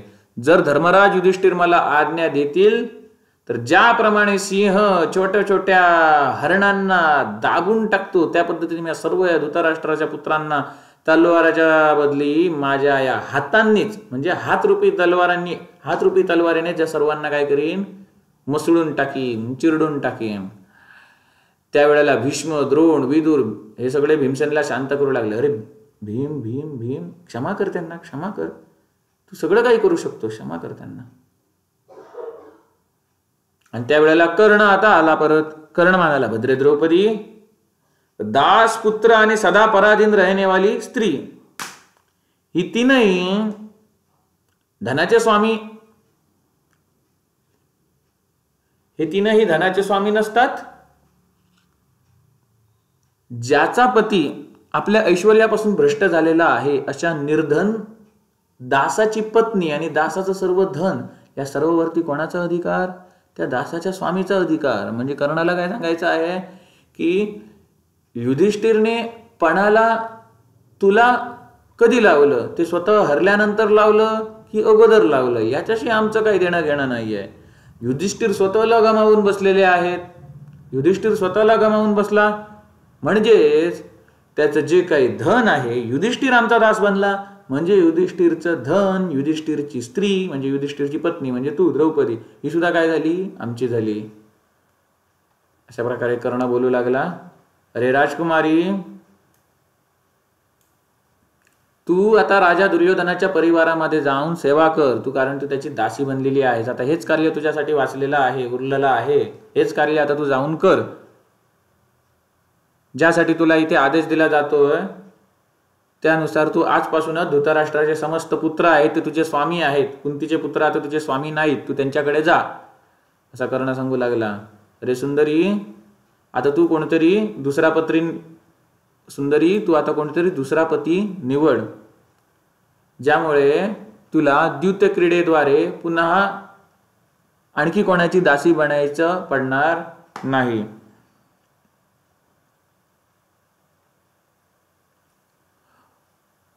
इच्छेनुसार पतींबरोबर वर्ताव करणे हा तुझ्यासारख्या स्त्रियांसाठी निंदनीय नाही आहे. दासीपणामध्ये स्त्रीची जी स्वेच्छाचारिता असते ती प्रसिद्धच आहे, त्यामुळे तुला दास्यभावच प्राप्त झाला पाहिजे, असं कर्ण तिची निंदा करू लागला. यज्ञसेन कुमारी, कारण कर्णाला माहित नाहीये 5 पांडव म्हणजे कोण आहेत, एकाच इंद्राची 5 स्वरूपे आहेत, त्यामुळे तिला काही पाप तिथे नाही आहे. यज्ञसेन कुमारी, नकुल हरले, भीमसेन, युधिष्ठिर, सहदेव, अर्जुन सुद्धा पराभूत झाले आणि दास बनलेले आहेत. त्यामुळे त्यांची पत्नी तू सुद्धा दासीच बनलीस. पणावर आधी लावून दे किंवा नंतर लावून दे, ते दास बनले, दासांची पत्नी सुद्धा दासीच. आणि आता ते तुला गमावून बसलेले आहेत, हरलेले आहेत, तुझे आता ते पती नाही आहेत. कुंती कुमार युधिष्ठिर या जीवनामध्ये पराक्रम आणि पुरुषार्थाची आवश्यकता समजत नाहीत का? त्यांनी या सभेमध्ये द्रौपदीला पणावरती लावून जुगाराचा खेळ केला. अशा प्रकारे कर्ण विटंबना करू लागला पुन्हा पुन्हा तेच सांगून. त्यावेळेला कर्ण जे काही सांगत आहे ते ऐकून अत्यंत अमर्षामध्ये भरलेला भीमसेन खूप वेदनेचा अनुभव करत करत मोठ्या मोठ्याने उच्छ्वास घेऊ लागला. राजा युधिष्ठिरचा अनुगामी होऊन धर्माच्या पाशामध्ये ते भीमसेन बांधला गेला होता. क्रोधाने त्याचे नेत्र कसे झाले होते, रक्तवर्ण म्हणजे लालसर झाले होते रागाने. आणि ते असे बोलले, युधिष्ठिरला दग्ध करत असे बोलले की भीमसेनाने सांगितलं, राजन, युधिष्ठिरला सांगतात, राजन, मला या सूतपुत्र कर्णावरती क्रोध होत नाही, राग येत नाही. खरं आहे, याने सांगितलं ते खरं आहे. दासधर्म तोच आहे जो त्याने सांगितलेला आहे. जर तुम्ही द्रौपदीला पणावर लावून जुगार खेळला नसता तर शत्रू लोकांनी आमच्या प्रती अशा प्रकारचे उद्गार काढले असते का? त्या वैशंपायन म्हणाले, जन्मेजय, भीमसेनाने अशा प्रकारचं कथन जेव्हा सांगितलं तेव्हा राजा दुर्योधन मौन आणि अचेताप्रमाणे बसलेल्या म्हणजे मौन स्वरूप धारण केलेल्या युधिष्ठिरला म्हणाला. दुर्योधन काय म्हणाला? युधिष्ठिरला, मौन बसलेल्या युधिष्ठिरला म्हणाला, नरेश, भीमसेन, अर्जुन, नकुल, सहदेव तुमच्या आज्ञेच्या अधीन आहेत. या प्रश्नावरती तुम्ही काहीतरी बोला. द्रौपदीला तुम्ही जिंकली गेलेली मानता का? या युद्धामध्ये जिंकली गेलेली मानता का? कुंतीकुमार युधिष्ठिराला अशा प्रकारचा प्रश्न विचारला गेला. ऐश्वर्याच्या मदाने मोहित झालेल्या दुर्योधनाने इशाऱ्याने राधानंदन कर्णाला बढावा देत आणि भीमसेनाचा तिरस्कार करत आपल्या जांघेचं म्हणजे आपल्या मांडीचं वस्त्र त्याने हटवलं आणि द्रौपदीकडे हसून त्याने बघितलं. केळ्याच्या वृक्षाचा जो खांब असतो त्याप्रमाणे जाड जाड अशी त्या दुर्योधनाची मांडी होती. समस्त लक्षणांनी सुशोभित, हत्तीच्या सोंडेप्रमाणे चढाव उतारवाली, वज्राप्रमाणे कठोर आपली डावी जांघ त्याने वरचा जे वस्त्र होतं ते बाजूला करून द्रौपदीला दाखवली. द्रौपदीच्या दृष्टीसमोर त्याने ठेवली आणि हे बघून भीमसेनाचे डोळे होते ते रागाने लाल लाल झाले. डोळे फाडून फाडून बघून ते संपूर्ण सभेच्या मध्ये जोरात म्हणाले की दुर्योधन, जर महासमरामध्ये, समर म्हणजे युद्ध, जर महासमरामध्ये तुझ्या ह्याच जांघेला मी माझ्या गदेने नाही तोडून टाकलं तर या भीमसेनाला त्याच्या पूर्वजांना जी पुण्य लोकांची गती प्राप्त झाली ती गती प्राप्त न होवो. आणि त्यावेळेला जणू काही भीमसेनच्या रोमारोमातून आगीची चिंगारी या जसे निखारे ठिणग्या बाहेर पडत आहे जसं जाणवत होतं. म्हणजे ते अलंकार आलेला आहे. ठीक त्याच पद्धतीने ज्या पद्धतीने जेव्हा वृक्ष जळत असतं आणि त्याच्या बारीक बारीक बारीक बारीक छिद्रातून आग येताना दिसत असते, आगीची लपटे बाहेर येताना दिसत असतात, त्या पद्धतीने जणू काही भीष्म जळत होता. रोमारोमातून त्याच्या चिंगारिया निखारे ठिणग्या बाहेर पडत होत्या. आणि हे सगळं बघून विदुर म्हणाले, अरे धृतराष्ट्राच्या पुत्रांनो, अरे बघा भीमसेन किती चिडलेला आहे. हा भयंकर भय उपस्थित झालेला आहे. यावरती तुम्ही लक्ष द्या. निश्चय प्रारब्धाची प्रेरणा भरतवंशीयांच्या समान भरतवंशीयांच्या समोर हा महान अन्याय उत्पन्न झालेला आहे. प्रारब्धाच्या प्रेरणेनेच हा महान अन्याय भरतवंशीयांच्या समोर उत्पन्न झालेला आहे. धृतराष्ट्राच्या पुत्रांनो, तुम्ही आता तरी सुधारा. तुम्ही मर्यादेचं उल्लंघन करून हा जुगाराचा खेळ तुम्ही केलेला आहे. तुम्ही भरसभेमध्ये स्त्रीला इथे आणलेला आहे आणि विवाद करत आहात. तुमचे योग आणि क्षेम दोन्ही सुद्धा पूर्णपणे नष्ट झालेले आहेत. आज सर्व लोकांना आता समजलं की कौरव आहे ते पापपूर्ण मंत्रणा करतात. आता सर्वांना समजलेलं आहे. कारण लाक्षगृहाच्या वेळेला कौरवांनी जाळले ते बऱ्याच जनतेला माहित होतं.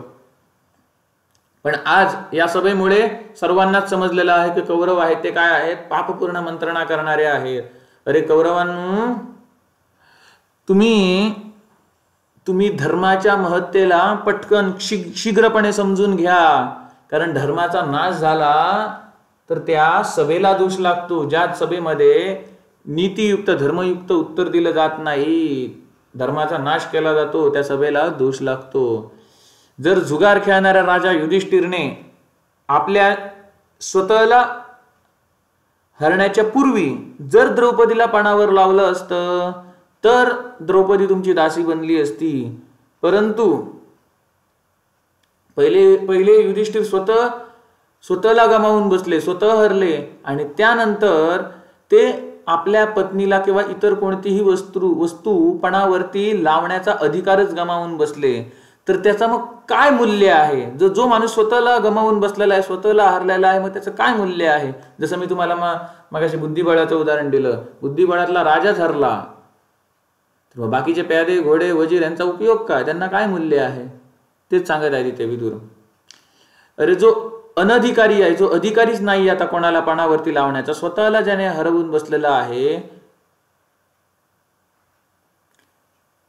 आणि अनधिकारी असून सुद्धा त्याला काहीतरी तुम्ही पणावरती लावायला सांगितलं, तर त्याच्यामधून जो शत्रू जे काही जिंकतो त्याला मी काय मानतो? स्वप्नामध्ये एखादं धन आपण हरतो किंवा जिंकतो त्याप्रमाणे मी मानतो, त्याला मी काय खरं मानत नाही.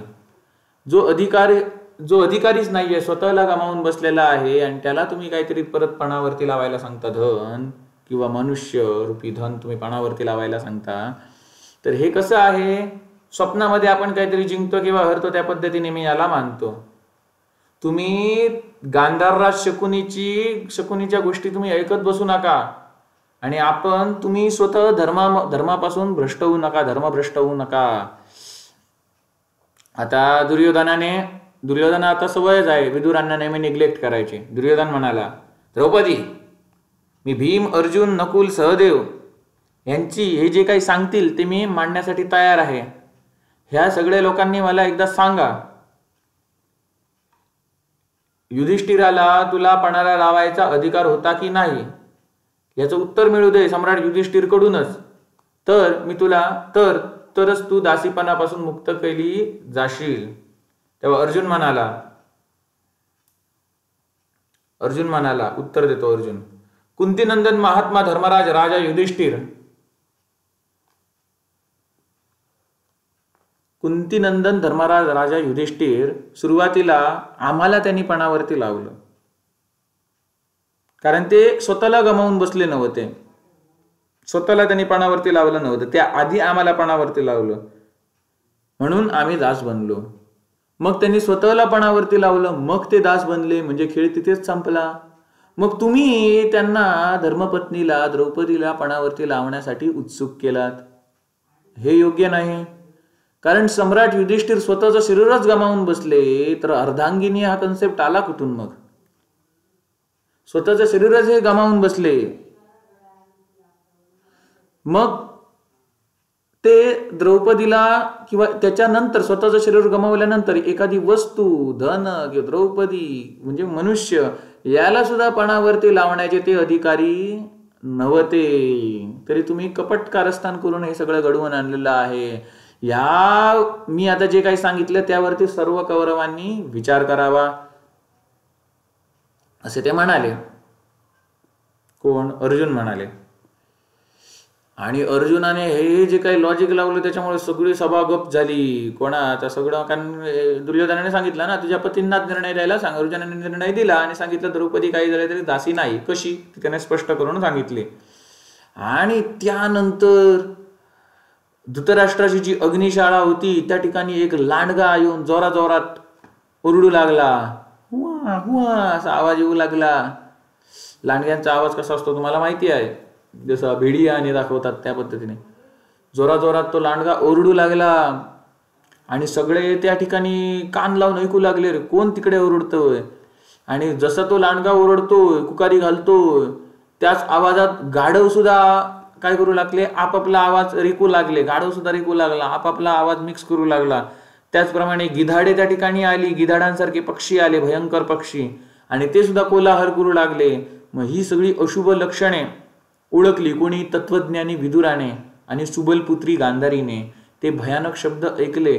भीष्म, द्रोण आणि गौतम वंशीय विद्वान कृपाचार्य यांच्या कानांमध्ये ते भयंकर शब्द पडले, भयंकर आवाज पडले आणि ते अमंगलकारी भयंकर आवाज ऐकून ते सगळेजण मोठ्याने स्वस्ती स्वस्ती असं म्हणू लागले. त्यानंतर गांधारी आणि विद्वान विदुर ते उत्पात सूचक म्हणजे पुढे काहीतरी मोठा उत्पात होणार आहे हे दर्शवणारे ते भयंकर शब्द त्यांनी ऐकले. म्हणजे तुम्ही बघा, जेव्हा भूकंपाने यायचा असतो तेव्हा मांजरासारखे पशु असतात ते घरातून बाहेर जातात, म्हणजे त्यांना आधी चाहूल लागते. पक्षी आणि असतात ते आपापली घरटी सोडून जातात, भूकंप याने यायचं असतं त्यांना आधी चाहूल लागते. तसंच पुढे आता काहीतरी महान मोठा उपद्रव होणार आहे याची चाहूल म्हणजे याची सूचना देण्यासाठी हे विविध उत्पात होत आहेत हे त्यांना जाणवले. काय उत्पात? तर लांडग्याचे ओरडणे, त्यात परत गाढव सुद्धा रेखतोय जोरात, त्यामध्ये आपला सूर मिसळतोय, त्यामध्ये गिधडासारखे जे भयंकर पशु आलेले आहेत ते कोलाहल माजवत आहेत. मग हे सगळे उत्पात सूचक भयंकर आवाज ऐकून राजा धृतराष्ट्राला विदुर आणि गांधारी म्हणाली, हो आता तुम्हीच काय तो निर्णय द्या, हे काय ते भयंकर आता होणार आहे असं दिसतं, हे सगळे उत्पात माजले आहेत ते. तेव्हा धृतराष्ट्र म्हणाला, अरे मंदबुद्धी दुर्योधना. आता अचानक धृतराष्ट्र असा का म्हणाला? कारण जेव्हा दुर्योधनाचा जन्म झाला होता ना तेव्हा सुद्धा अशीच गिधड्याने ओरडायला लागली होती आणि सगळे जे ब्राह्मण होते त्यांनी सांगितलं होतं की हा जो तुझा दुर्योधन आहे याचा आताच्या आता त्याग कर, नाहीतर हा एक मुलगा तुझ्या उरलेल्या 99 मुलांच्या मृत्यूला कारणीभूत ठरेल. जर या एकाचा त्याग करशील तर तुझे 99 पुत्र वाचतील हे सांगितलं होतं. आणि त्याची आठवण झाली धृतराष्ट्राला हा सगळा कोलाहल ऐकून पशुपक्ष्यांचा, हे अशुभ शब्द अशुभ आवाज ऐकून धृतराष्ट्राला ती आठवण झाली आणि धृतराष्ट्र म्हणू लागला, रे मंदबुद्धी दुर्योधना, अरे तू जिवंतपणे मारला गेला आहेस रे. अरे दुर्विनीत, तू श्रेष्ठ कुरुवंशींच्या सभेमध्ये आपल्या कुळातली जी महिला आहे, विशेषतः जी पांडवांची धर्मपत्नी आहेत, म्हणजे माझी जी सून आहे, तिला तू तिच्याबरोबर तू पापपूर्ण गोष्टी करतोस. अरे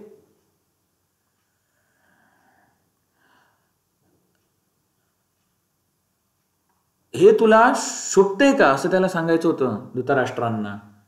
मग जन्मेजयला वैशंपायन म्हणाले, असं एवढं सांगून आपल्या बंधू बांधवांना विनाशापासून वाचवून आपल्या बंधू बांधवांचा विनाश होऊ नये ही जी इच्छा आहे त्या राखणाऱ्या तत्वदर्शी आणि मेधावी राजा धृतराष्ट्राने आपल्या बुद्धीने या दुःखद प्रसंगावरती विचार केला आणि पांचाल राजकुमारी द्रौपदीला सांत्वना देत देत धृतराष्ट्र म्हणाला, आधी त्याने तापवलं, कोणाला? दुर्योधनाला तापवलं, तू काय मूर्खार्थ करतोस? आपल्या वंशातल्या आपल्या कुरुवंशाच्या सभेमध्ये स्त्रीचा जी एस्पेशली विशेषतः कोण आहे? पांडवांची धर्मपत्नी माझी सून आहे, तिच्याबरोबर पापपूर्ण व्यवहार करतोस.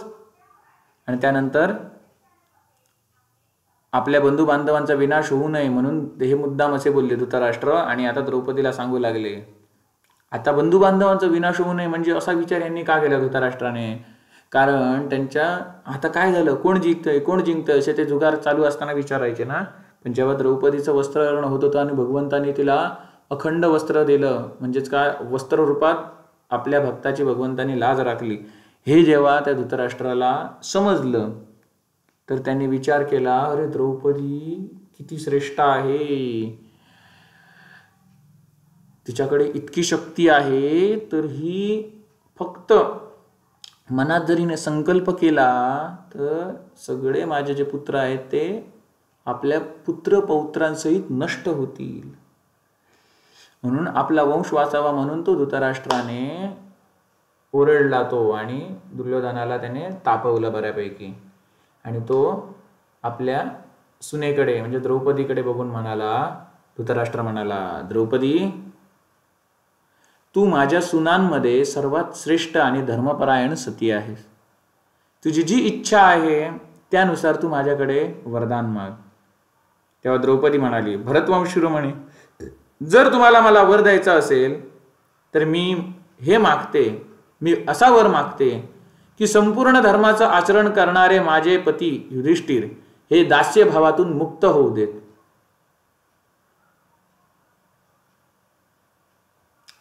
माझा पुत्र प्रतिविंध्य हा अज्ञानामुळे दुसऱ्या राजकुमारांच्या समोर दासपुत्र म्हटला जाऊ नये म्हणून माझे जे पती आहेत युधिष्ठिर आहेत त्यांना दास्यभावातून मुक्त करावे.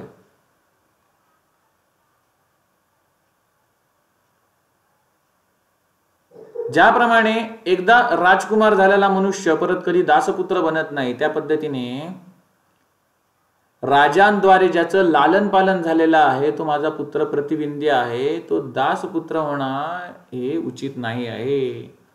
धृतराष्ट्र म्हणाले, कल्याणी तथास्तु, म्हणजे जशी तुझी इच्छा त्या पद्धतीनेच होऊ देत.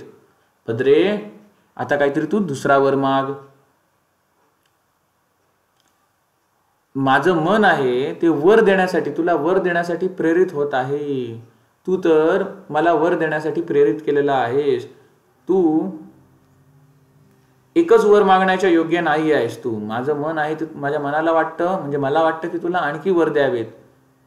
तेव्हा द्रौपदी म्हणाली, राजन मी दुसरा वर हा मागते की भीमसेन, अर्जुन, नकुल, सहदेव त्यांचे रथ, धनुष्य, बाणासहित दास्यभावातून मुक्त होऊ देत, म्हणजे स्वतंत्र होऊ देत. त्या धृतराष्ट्र म्हणाले, महाभागे तू तुझ्या कुळाला आनंद प्रदान करणारी आहे, तू जशी इच्छा करतेस तसंच होऊ दे. मी त्यांना युधिष्ठिर, तुमचा पुत्र प्रतिविंध्य, त्याचबरोबर हे उरलेले सगळे पांडव सर्वांना मी स्वतंत्र करतो, मुक्त करतो, दास्यभावातून मुक्त करतो.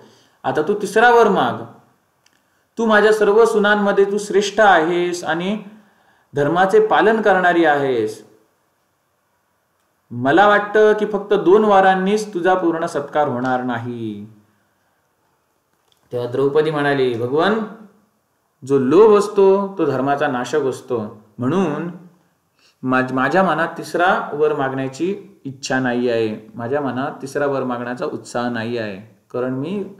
कारण लोभ हा धर्माचा नाशक असतो. मी तिसरा वर मागण्याची मी अधिकारी नाही आहे. जे वैश्य आहेत त्यांना 1 वर मागण्याचा अधिकार सांगितला गेला आहे. जे क्षत्रिय आहेत त्यांना 2 वर मागण्याचा अधिकार सांगितला गेलेला आहे. मी क्षत्रायणी आहे, क्षत्रियाची पत्नी आहे, म्हणजे मी 2 वर मागू शकते.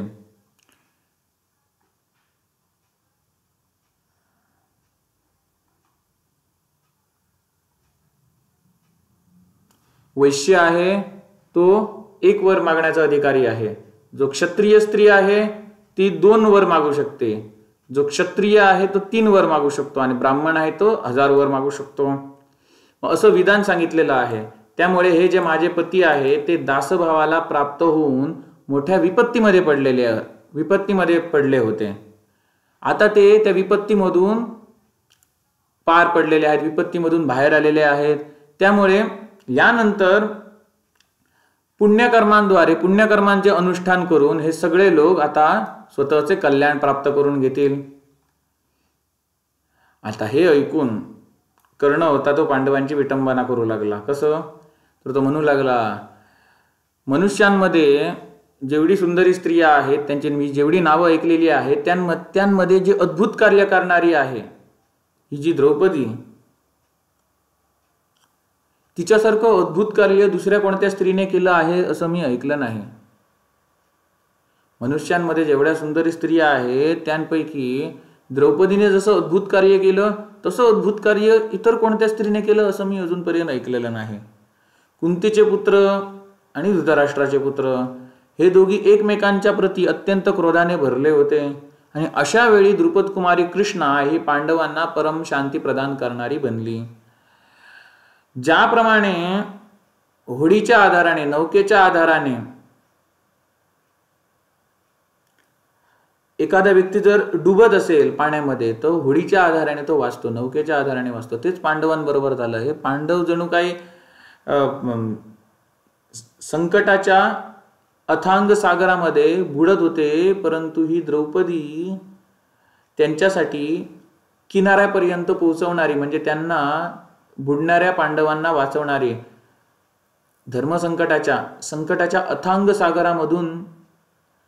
संकटाच्या अथांग सागरामध्ये बुडणाऱ्या पांडवांना वाचवणारी ही पांचाल राजकुमारी द्रौपदी ही नौकाच बनली. नौका म्हणजे होडी. मग वैशंपायन म्हणतात, राजन, कौरवांच्या मध्ये कर्णाने हे जे काही उद्गार काढले त्यामुळे भीमसेन असहनशील झाले आणि ते मनातल्या मनात खूप दुःखी झाले आणि म्हणू लागले, अरे पांडवांना वाचवणारी एक स्त्री बनली.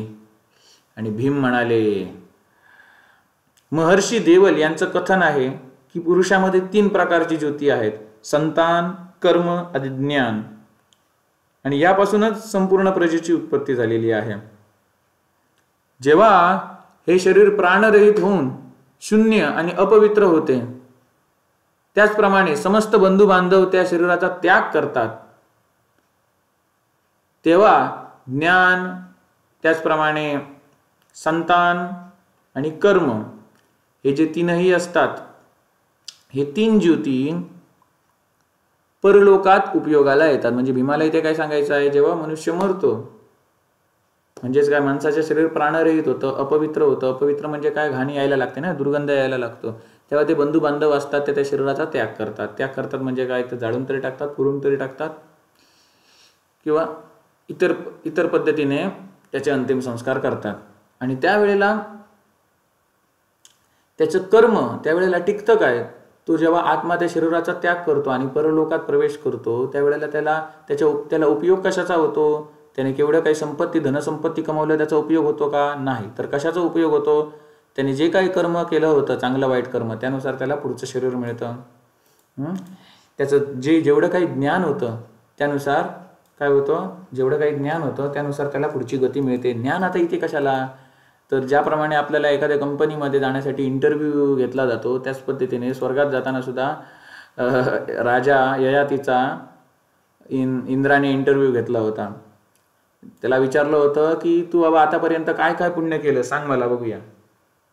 म्हणजे इंटरव्ह्यूमध्ये जसं सांगितलं जातं, तुझे स्ट्रेंथ सांग मला, तसं मग हा ययाती राजा सांगायला लागला, मी पृथ्वीवर असताना एवढी यज्ञ केली, मी हे केलं, ते केलं, ते आपलं सगळं मोठं पण सांगू लागला. आणि इंद्र हसू लागला.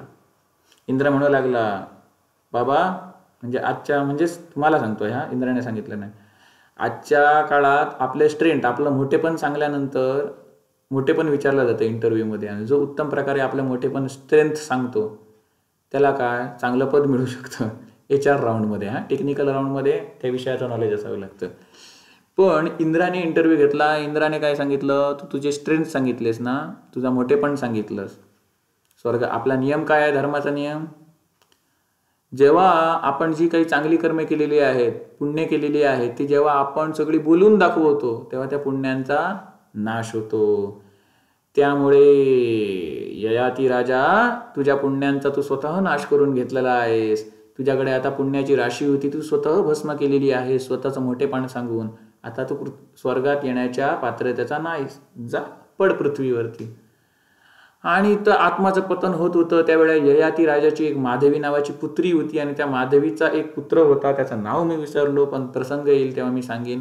त्या पुत्राने तो यज्ञ करत होता, त्याने बघितलं, आणि त्याने आपली जी काही पुण्याई होती ती आपल्या आजोबांना, म्हणजे आईच्या वडिलांना, राजा ययातीला प्रदान केली. आणि राजा ययाती पुन्हा स्वर्गामध्ये गेला, आणि तिथे त्याचा पुन्हा इंटरव्ह्यू झाला. तो इंटरव्ह्यू पास झाला आणि त्याला स्वर्गामध्ये ॲडमिशन मिळालं. तर सांगायचा उद्देश असा, जे ज्ञान असतं ते सुद्धा उपयोगी पडतं या शरीराचा त्याग केल्यानंतर. कर्म उपयोगी पडतं, ज्ञान उपयोगी पडतं, आणि संतान हे सुद्धा उपयोगी पडते. संतान कशी ती तुम्हाला सांगितली. ययाती राजाचा उद्धार कोणी केला, त्याच्या पुत्रीच्या मुलाने. त्याचप्रमाणे पुत्राची मुलं असतात ते सुद्धा उद्धार करतात. चांगली कर्म केली की 72 पिढ्यांचा, 72 नाही, 42 पिढ्यांचा उद्धार होतो ना. पुढच्या 21, मागच्या 21, अशा. स्त्री असते, तिच्या सुद्धा 21 पिढ्यांचा उद्धार, आपल्या पतीच्या 21 पिढ्या आणि आपल्या माहेरच्या 21 पिढ्या, त्यांचा सुद्धा उद्धार होतो. म्हणजे संतान, कर्म आणि ज्ञान. ही आपल्याला देहत्याग केल्यानंतर सुद्धा उपयोगी पडतात. म्हणून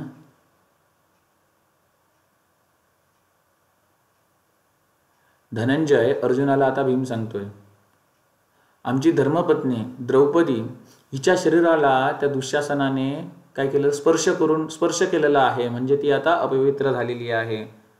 त्यामुळे आमची संतान रूप ज्योती नष्ट झालेली आहे. आता ती परपुरुषाने तिला स्पर्श केलेला आहे. त्या स्त्रीकडून संतान प्राप्त करायची इच्छा कोणाला बरं होणार? त्या स्त्रीकडून संतान जी काही प्राप्त होणार ती काय, त्याचा उपयोग काय, असं सांगायचं होतं भीमाला. मग अर्जुन म्हणाले, अरे भारत म्हणजे का भीम, अरे भरतवंशी भीमा, अरे द्रौपदी सती आहे, सती साध्वी आहे, तिच्याविषयी तुम्ही असं काही बोलू नका. दुःशासनाने अवश्य नीचता केलेली आहे, दुःशासन अवश्य नीच आहे, परंतु द्रौपदी श्रेष्ठ आहे. जे श्रेष्ठ पुरुष असतात ते नीच पुरुषांद्वारा सांगितलेली जी कडवी बाते असतात, कटू वचने असतात, त्याचं कधी उत्तर देत बसत नाहीत. श्रेष्ठ पुरुष असतात ते नीच पुरुषांनी सांगितलेल्या कटू वचनांचं उत्तर देत बसत नाहीत.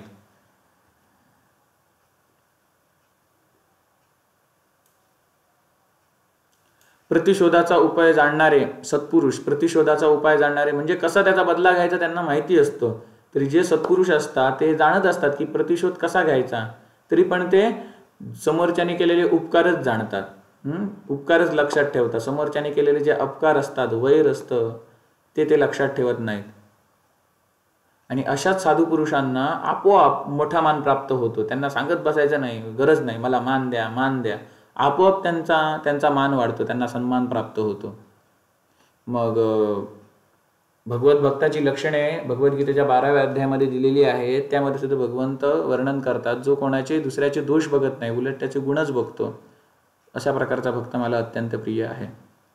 मग भीम म्हणाला, भरतवंशी राजराजेश्वर, जर तुमची आज्ञा असेल तर इथे आलेल्या समस्त शत्रूंना मी आताच्या आत्ता समाप्त करीन, अशी आज्ञा मागू लागला युधिष्ठिरकडे, सम्राट युधिष्ठिरकडे. आणि आत्ता इथून बाहेर पडून यांचं जे मूळ आहे त्याचा सुद्धा मी नाश करून टाकीन. अरे भारत, आता इथे विवाद करत बसायची, उत्तर प्रत्युत्तर करत बसायची आम्हाला काय गरज आहे? आम्ही आता दास्यभावातून मुक्त झालेलो आहोत. आजच या सर्व कौरवांना मी यमलोकात पाठवून देतो, तुम्ही अखंड पृथ्वीचं शासन करा.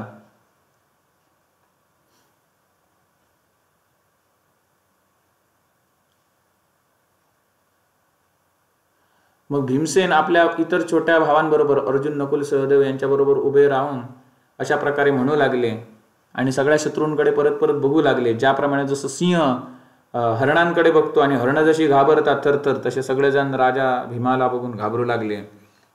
आणि अनायासे महान पराक्रम करणारे अर्जुन शत्रूंकडे बघून भीमसेनाला परत शांत करत होते. परंतु पराक्रमी महाभाऊ भीमसेन आपल्या आतमध्ये जी आग जी त्याच्यामध्ये धधकत होती, ती क्रोधाग्नीमुळे ती धधकत होती, क्रोधाग्नीमुळे ती आग धधकत होती. आणि त्यावेळेला क्रोधात भरलेल्या भीमसेनाला कान, त्वचा, डोळे इत्यादी जी काही इंद्रिय आहेत त्यामधून जणू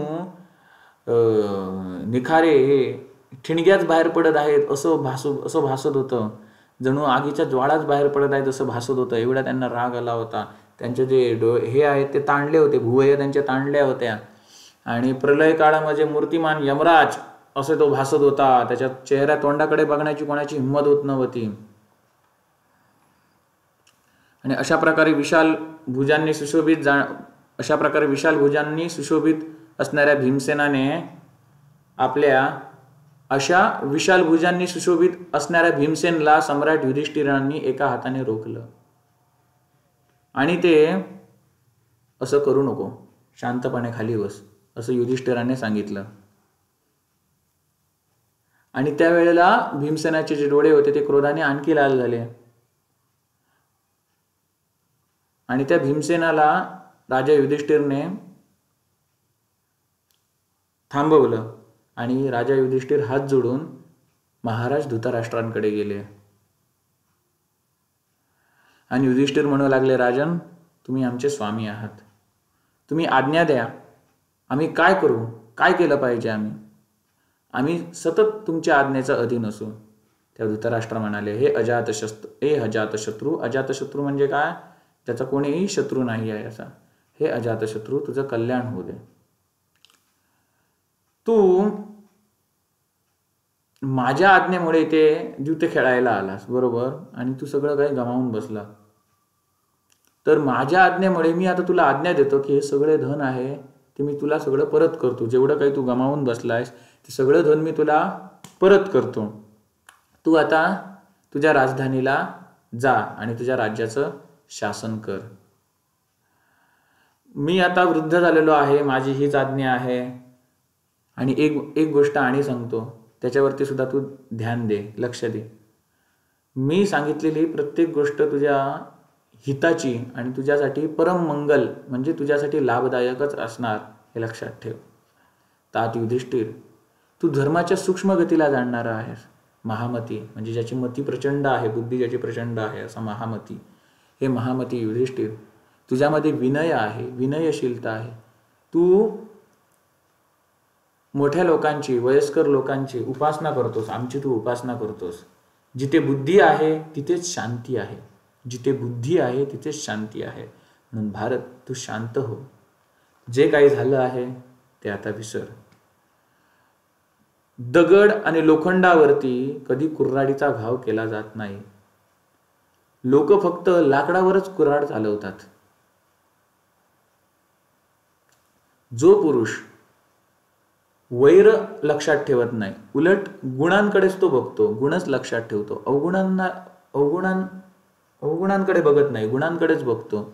दुसऱ्याचे गुण बघतो पण अवगुण बघत नाही.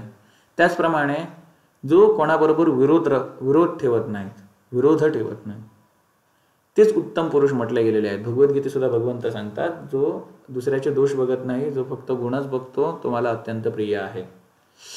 साधू पुरुष इतर दुसऱ्यांचे काय बघतात? उपकार बघतात, सत्कर्मे बघतात, लक्षात ठेवतात.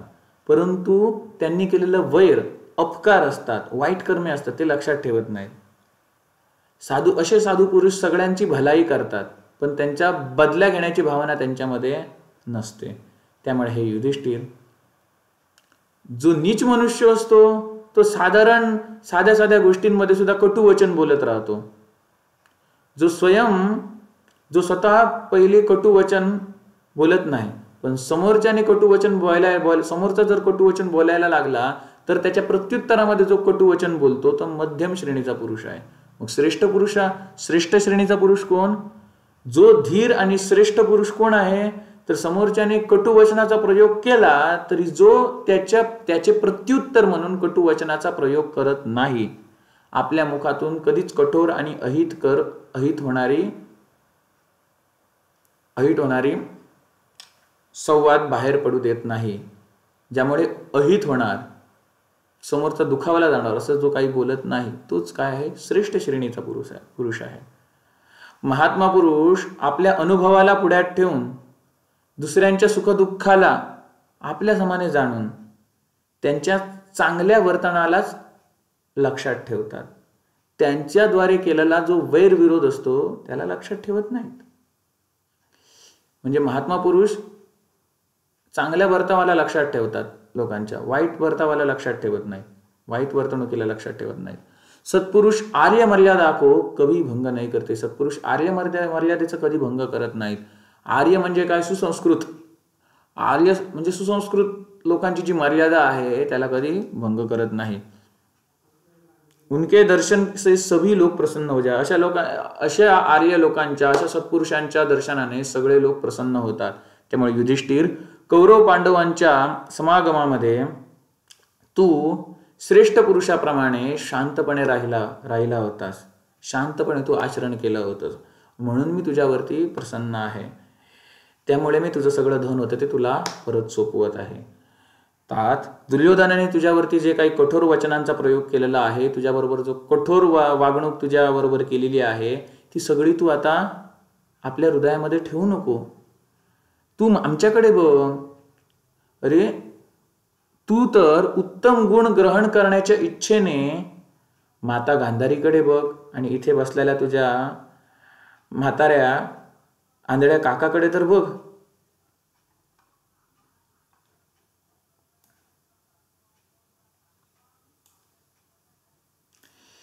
मी हा जुगाराचा खेळ कशाला ठेवला होता?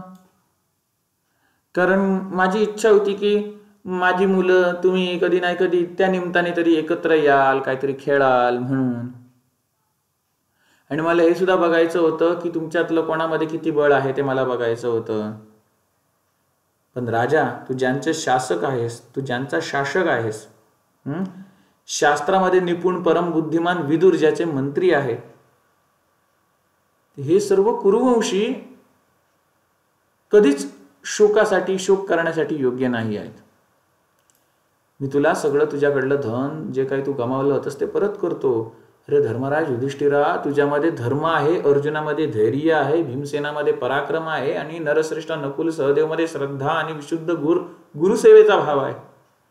अरे अजातशत्रू, तुझं कल्याण होऊ दे, तुझं भलं होऊ दे. आता तू खांडव प्रस्थाला जाऊ शकतोस. दुर्योधन आदी बंधूंनी तुझ्या प्रती जे काय दुर्योधन आदी बांधवांनी तुझ्या बरोबर जे काही वाईट वागणूक दिली आहे तू आता विसर. आणि त्या दुर्योधन आदी बांधवांनी तुझ्या प्रती स्नेहभाव करोत अशी मी सदिच्छा व्यक्त करतो. आणि तुझं जे मन आहे ते सतत धर्मामध्ये स्थित राहील अशी मी सदिच्छा करतो, असा मी आशीर्वाद देतो. आणि ते वैशंपायन म्हणाले, भरतश्रेष्ठ, राजा धृतराष्ट्राच्या सांगण्यानुसार धर्मराज युधिष्ठिर पूज्यवर धृतराष्ट्राच्या आदेशाचा स्वीकार करून आपल्या भावांसहित तिथून इंद्रप्रस्थाला निघाले. मेघासारखा म्हणजे ढगांसारखा गडगड गडगड आवाज करणाऱ्या त्या रथाद्वारे द्रौपदी बरोबर ते पांडव त्या रथात बसून प्रसन्न मनाने आपल्या उत्तम नगर इंद्रप्रस्थाकडे जायला निघाले. इंद्रप्रस्थाला जाऊन पोचले.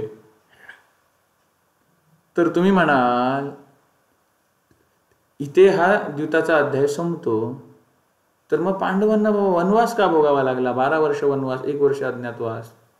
वनवासासाठी कारण काय होतं नक्की? मग हे जे काही वनवासासाठी कारण जे काही होतं, 12 वर्ष वनवास, 1 वर्ष अज्ञातवास, याच्या मागचं काय कारण होतं? मग हे कारण आपण पुढच्या भागामध्ये बघूया. राम कृष्ण हरी.